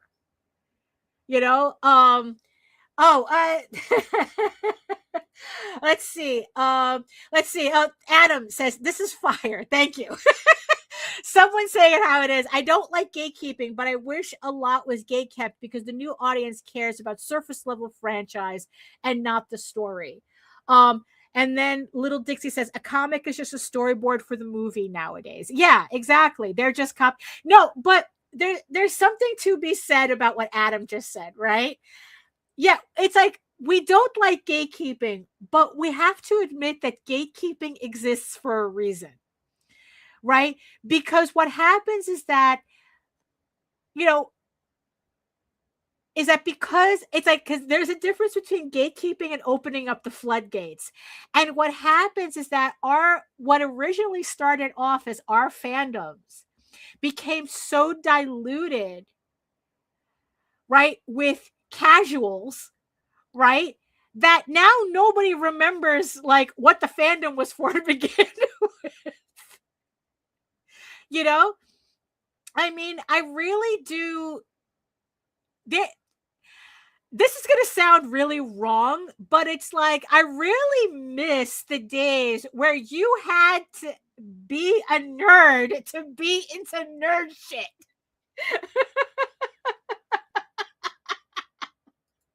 It's going to be very butchered. I'm pretty sure. That's why I don't like, I think I'm one of these rare creators where I don't really think about like, oh, what would a Netflix movie look like or of my stuff. It's like, it's like, it's like, I don't want it. I just want to tell the story the way I want it. And that's it. You get what I serve you. This is not a Wendy's. This is not a Wendy's, sir. This is not a Burger King. You do not get this your way. You get this my way. This is the story that I'm telling you. So this is the story you're going to get. Purple Ray says, I hate how they don't stick to the source material. Oh, it wouldn't be like that in the real world. Oh, you mean like that? There's so many superheroes in real life. On my last vlog, I kind of talk about this in more detail, where it's kind of it of course it's like, look, it's like, where I contain multitudes. On one hand, right, I really do miss the days of nerd shit being for nerds. I really do. I really, really do. Because now we see what happens when nerd shit becomes so diluted with casuals. Right? But at the same time, there does come a point where sometimes being too much into the source material doesn't allow creators to experiment with, well, creators can do whatever they want. I mean, I guess it's like when we're talking more about like once it gets into a little bit more of the wider culture, it's kind of like, there's never a good Star Wars movie because everyone wants the Star Wars that they grew up with, not the new shit that they're putting out. So it doesn't really allow for experimentation. Although ironically though, anime doesn't have a problem with this. Right? Right? Oh, yeah. Little Dixie says, I miss getting bullied for watching Dragon Ball. At least the people getting bullied care.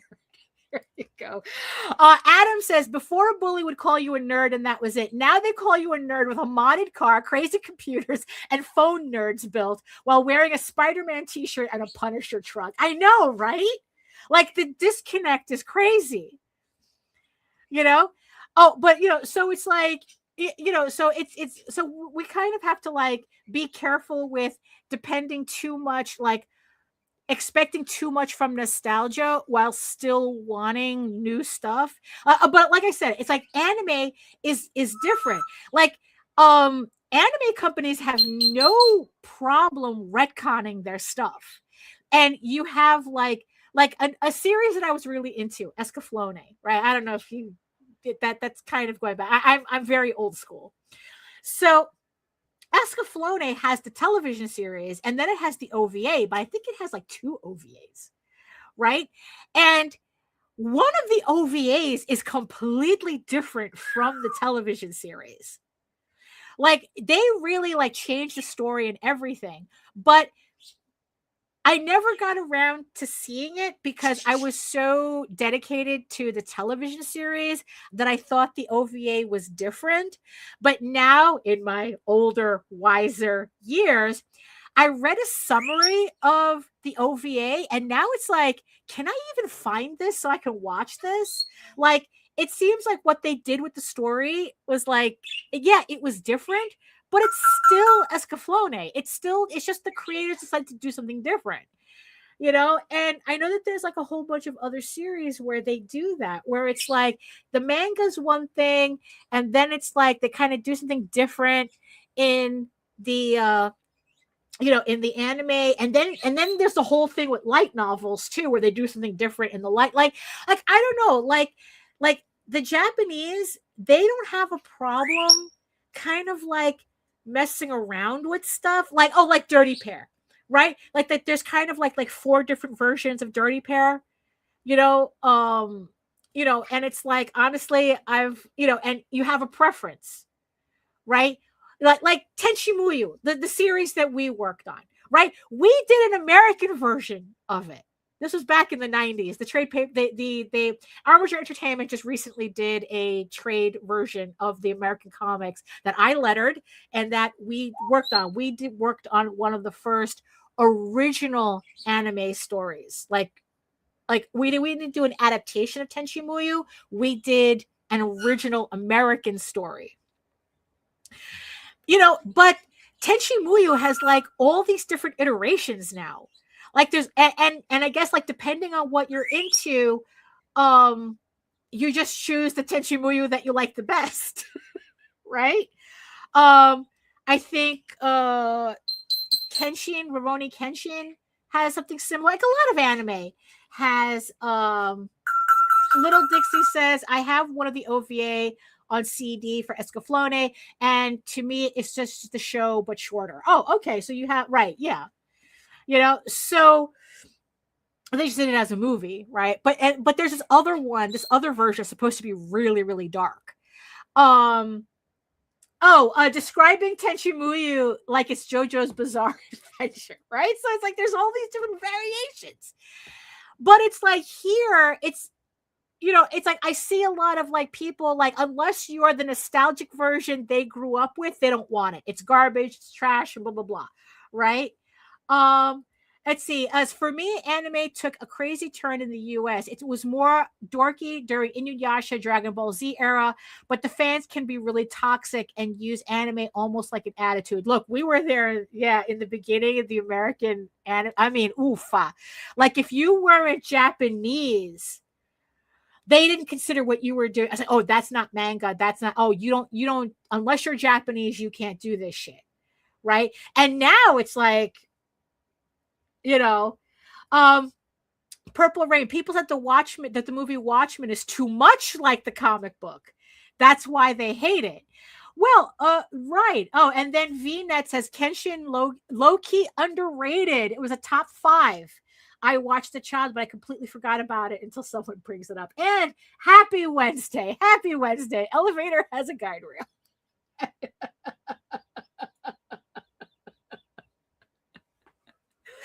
You know, so you know, so it's just like, you know, so it's like, it's just like, I think, I don't know, it's like, I guess like American fandom is just really weird. But going back to what Adam said, right, that it's like gatekeepers exist for a reason. It's like, on one hand, we don't like them, but on the other hand, they serve a purpose. There's a reason why the gates were there. So, you know, I mean, that's,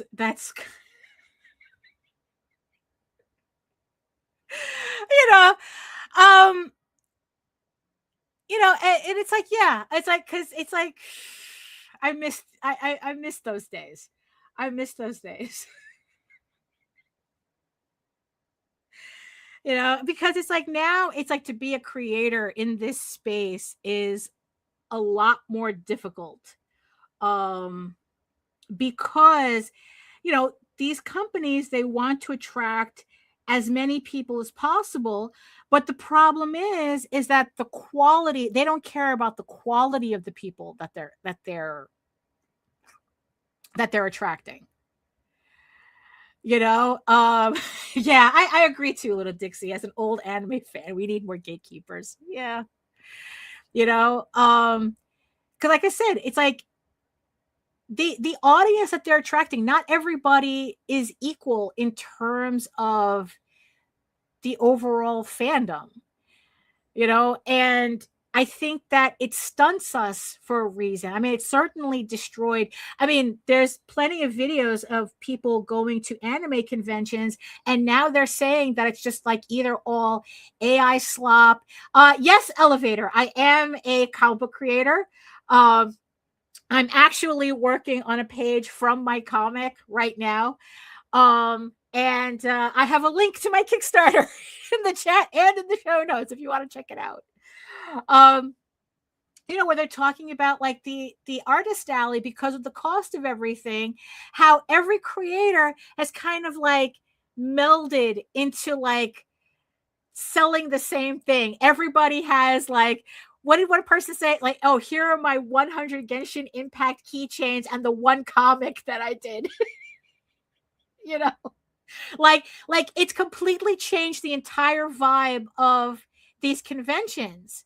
You know, where it's like, we used to go to anime conventions and comic book conventions to you know, to see new things, to see our favorite stuff, right? All the fan stuff that we liked, and to see all the like the new stuff people were doing. You know, like to see the indie creators who were doing their own manga and their own comic books. And you know, now you don't even get that. It's everybody selling fucking keychains and plush dolls and shit that have nothing to do with anything. And it's like, what the heck? But it's because the tables are so expensive. It's like, do you know how many like books I would have? Like going back to the NYCC, you know, example, it's like, if a booth costs me $2,000, that's a hell of a lot of comic books I have to sell. You know, and you know, and not everybody is going to want, my comic book. So it's like, it's not like, oh, it's like, oh, I just have to sell X amount. It's like, that's not how that works. The convention math. Oh, if this convention has 100,000 people, if I just get everybody to spend $1 at my table, I'll make $100,000. That's not how it works.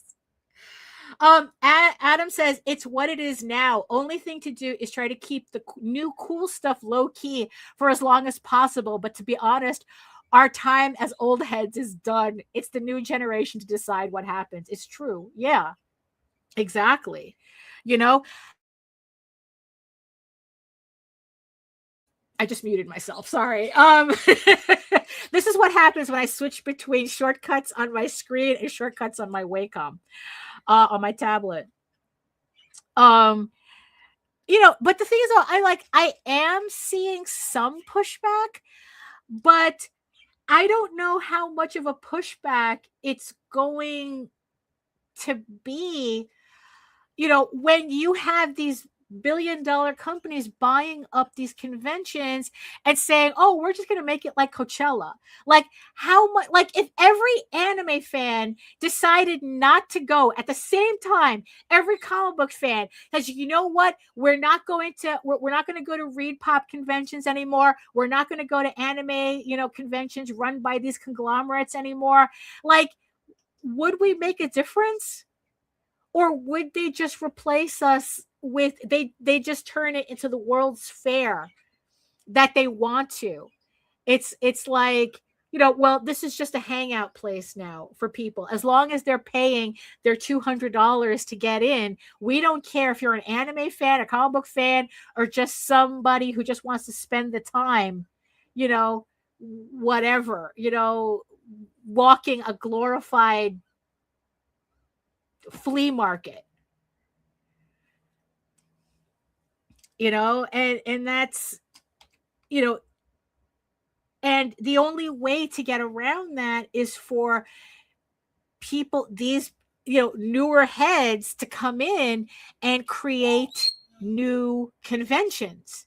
But again, we're talking about spaces that are being deliberately made expensive to keep the competition out. It's the whole thing that I read about. Coke doesn't buy advertising to sell Coke. They buy advertising to keep advertising prohibitively expensive for competitors. Advertising nowadays has nothing to do with product. It has everything to do with making it expensive so that new people can't come in. That's also the thing too, right? Well, people don't seem to hate it. The local con I go to gets more and more crowded every year, right? It's kind of like the Disney effect, that it's like people complain about how bad the Disney parks are being run, but then how come it's always crowded? And that's the thing that these companies depend on. As long as there are people who really don't mind it, they don't care if we, as people who remembered the good times, the better times, they don't care if we don't like it. Adam says there will always be people that will still attend and eat the slop. Yeah, that's why concerts still sell out with bands no one has ever heard of for 30 years. Well, because they're selling on the nostalgia, and also they don't mind paying the exorbitant Ticketmaster prices. The tickets are actually like $75, but there's $300 worth of fees on it that have no reason to be there. So yeah, I don't know what's going to take, like, how this pendulum is going to swing, honestly. Because you see, the problem with casuals, with catering to casuals, is that they're casuals. These are people who are not loyal to you. They're not loyal to the product. They're not loyal to you. They're just hanging out and they're moving on. So these companies, it's like, it's like, oh, we're going to make as much money as possible. But at the same time, they're kicking that can down the road as to whether they're actually creating a loyal fan base or not.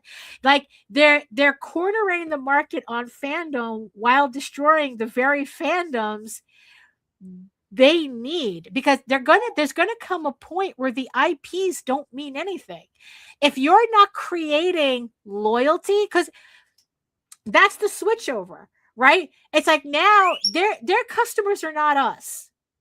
Their customers are their shareholders. Their shareholders get paid no matter how they do it. It has nothing to do with creating a product, a good product that people are loyal to or anything, right? And maybe they know this and maybe they're not, right? But it's like, but their whole goal is to create as much value for shareholders as possible. And if people, and it doesn't matter if people are loyal to the brand, they're, you know, and then eventually those people, they'll stop making money off of these people, you know, but that's for future people to worry about. That's not for them to worry about. As long as the shareholders get their money now, that's what they're going for. You know, but us Pepperidge Farms remembers the value of loyalty, right? And and I think going back to the whole Todd McFarlane thing where he says that, oh, nobody cares as long as the artwork. And it's like, look, trust me that when Todd McFarlane dies, Spawn is going to die with him. Because in the end, it's not only just his artwork that sells Spawn, it's his personality. And the problem is that he's the only one.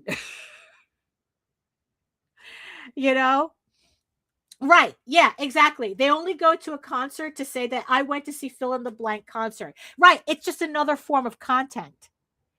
It's not really an experience that you actually sit in and, you're like, wow, it's like, this is actually affecting me. Now it's just a checklist, right? It's a content checklist. I went to the Taylor Swift concert. I went to blah, blah, blah. I went to this. I went to that,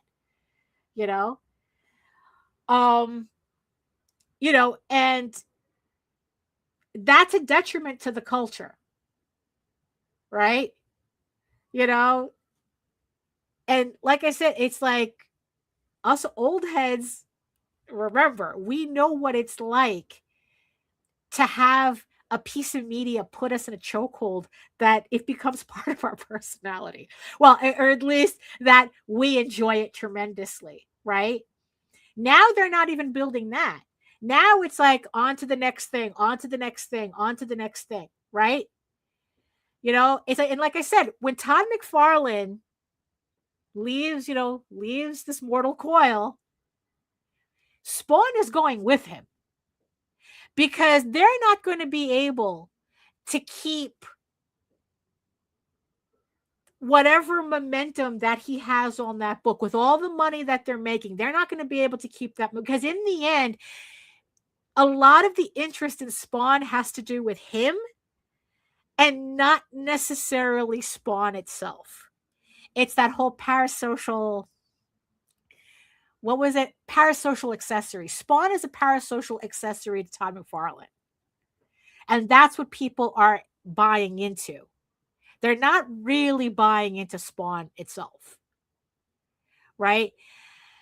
As smaller creators, we want more than that,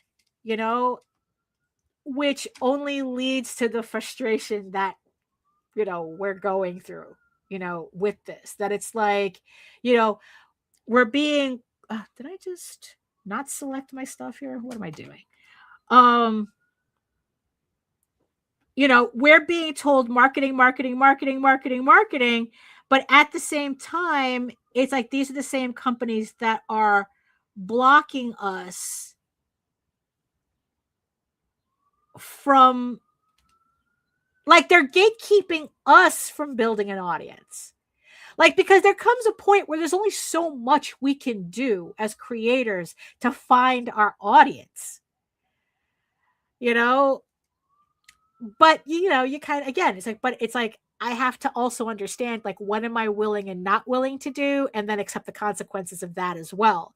But it gets harder and harder to do what I'm willing to do because these companies are making it harder and harder, less accessible, let's just say. You know, like I just read that Subscribestar is now acting up, you know, so it's another place where artists are finding it more and more difficult to put the artwork that they want make available, that they want to make available. But that's a story for a different for another time. But yeah, so is it cultural, right? Is the way the Japanese deal, you know, like handle the way they handle their comics, you know, the manga, the anime, their conventions, like even their conventions are really different, right? The way the Americans do it. Like even France, like I said, talking about my Franco-Belgian comics, right? So mostly from France. The government actually pays people. They give a stipend to high school students to invest in culture. And 70% of that money goes to manga and comics. Like the government's literally paying kids to buy comics. Because culturally, they feel that culturally it's important. Yeah, Melissa. Yeah, the Hays Code, really. I mean, yeah, you know. Adam says, on the other hand, there's a lot of great, cool works outside the mainstream, and they get good views. Indie is there, but it's not as a scene. We consume their work, and it's quietly celebrated. It's true. It's true. There's a lot of books that I read that I enjoy that aren't part of the larger mainstream. You know, it's just trying to create a scene that doesn't necessarily have to be connected to that mainstream. You know, they pay, yes, they do. They pay people to buy comics in France. There's a stipend. I think it's between, you get a stipend, a culture stipend between the ages of 13 and 18. And you're able, and it's a cultural stipend. You can spend it on museums. You can spend it on making art. You can spend it on buying art. You can spend it on movies, as long as it's culturally relevant. And 70% of it goes to comics and manga. Yes, it's true. It's true. It's true. It's true. And I think that has a lot to do with why other countries treat this differently than Americans. And I think the cultural divide is, you know, where here, everything is about the hustle, right? Where in Europe, Japan, what we do is the culture. You know, and you know, that just leads it to a larger discussion, you know, as you know, what's considered culture in the United States. Hold on for a sec. Hold on.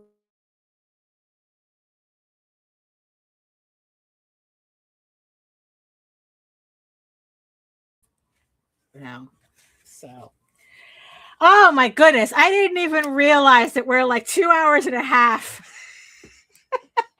And I still didn't finish my page.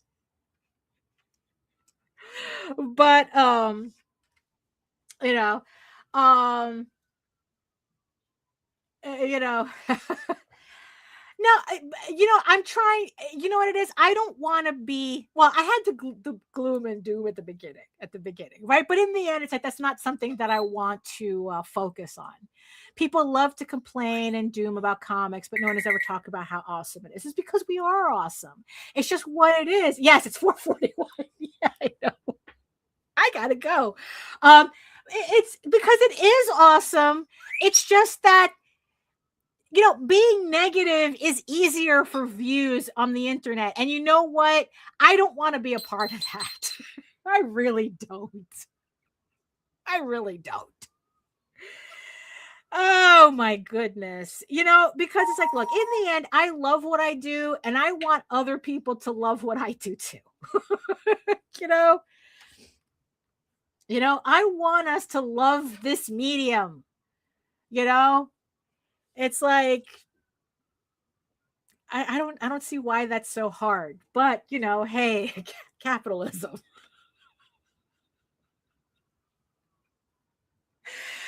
Oh my goodness. So yeah, I mean, look, the conversation like really got going after the second hour mark. So you know what? I wasn't going to just close off the stream thing. It's like I just wasn't.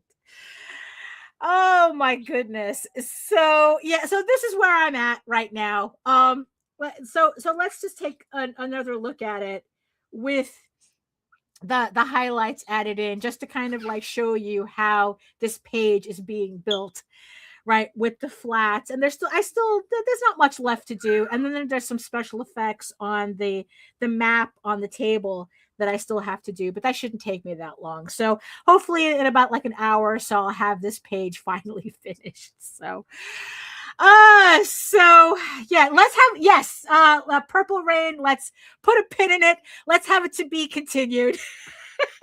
We'll continue this conversation on the next live stream.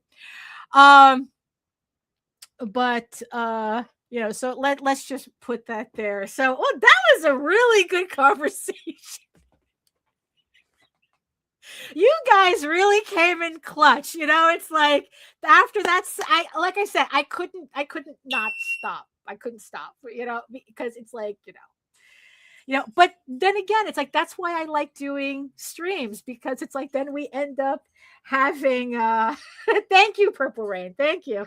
That's why I like having the chat, because it's like, we have a conversation, we're talking, I'm trying to work. You know what it is? This is probably as closest to being at a convention right now. As I could, except now nobody has to worry about whether you're blocking my table or not, So, oh my goodness. So this is where we're at.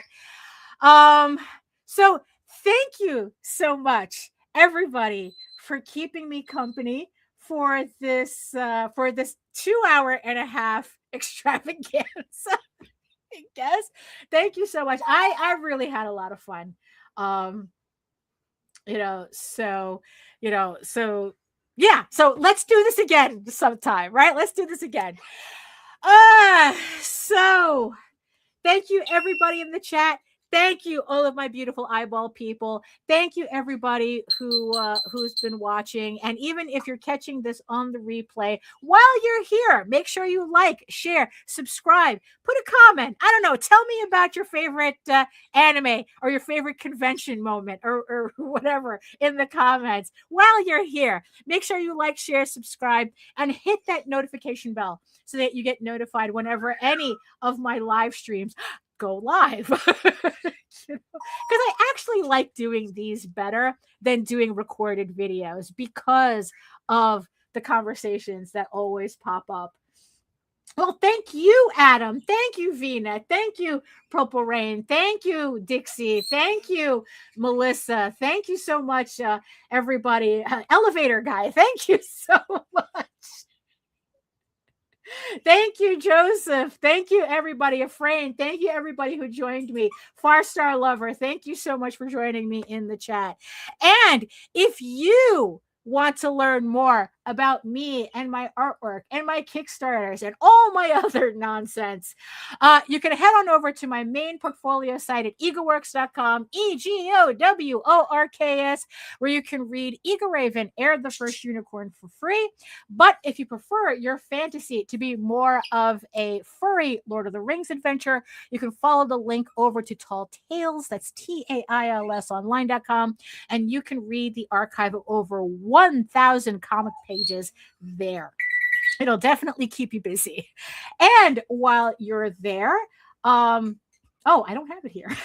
I don't have my QR code. Well, while you're at the websites. Make sure that you also sign up. Oh, I guess the QR code's right there. That's why I don't have a pop-up. The QR code's right there. Scan the QR code or go to the websites. Make sure to sign up for my newsletter where you can keep up to date with all of my new art, my sketchbooks, my comics, my Kickstarters, and get a free PDF comics bundle just for joining. You get to read Eagle Raven for free. You get to read Tall Tales for free. And you also get to read the Oswald Chronicles for free as well. So you get like a whole bunch of comics just for signing up. Also, remember, Eagle Raven, Heir of the First Unicorn, issue 12 is on Kickstarter right now. Link is in the chat and in the show notes. So thank you, everybody, for joining me today. I really had a lot of fun. Thank you so much for all your comments and your likes and everything, and your subs and all your little hearts and everything. Thank you so much for joining me. Remember that as we part here, be better today than you were yesterday. Be better tomorrow than you were today. That's all pretty much any of us, that's pretty much the only thing anybody can ever ask. Oh boy, I need a nap. So thank you so much, everybody, and I'll see you next time. You are all weirdos. Ugh.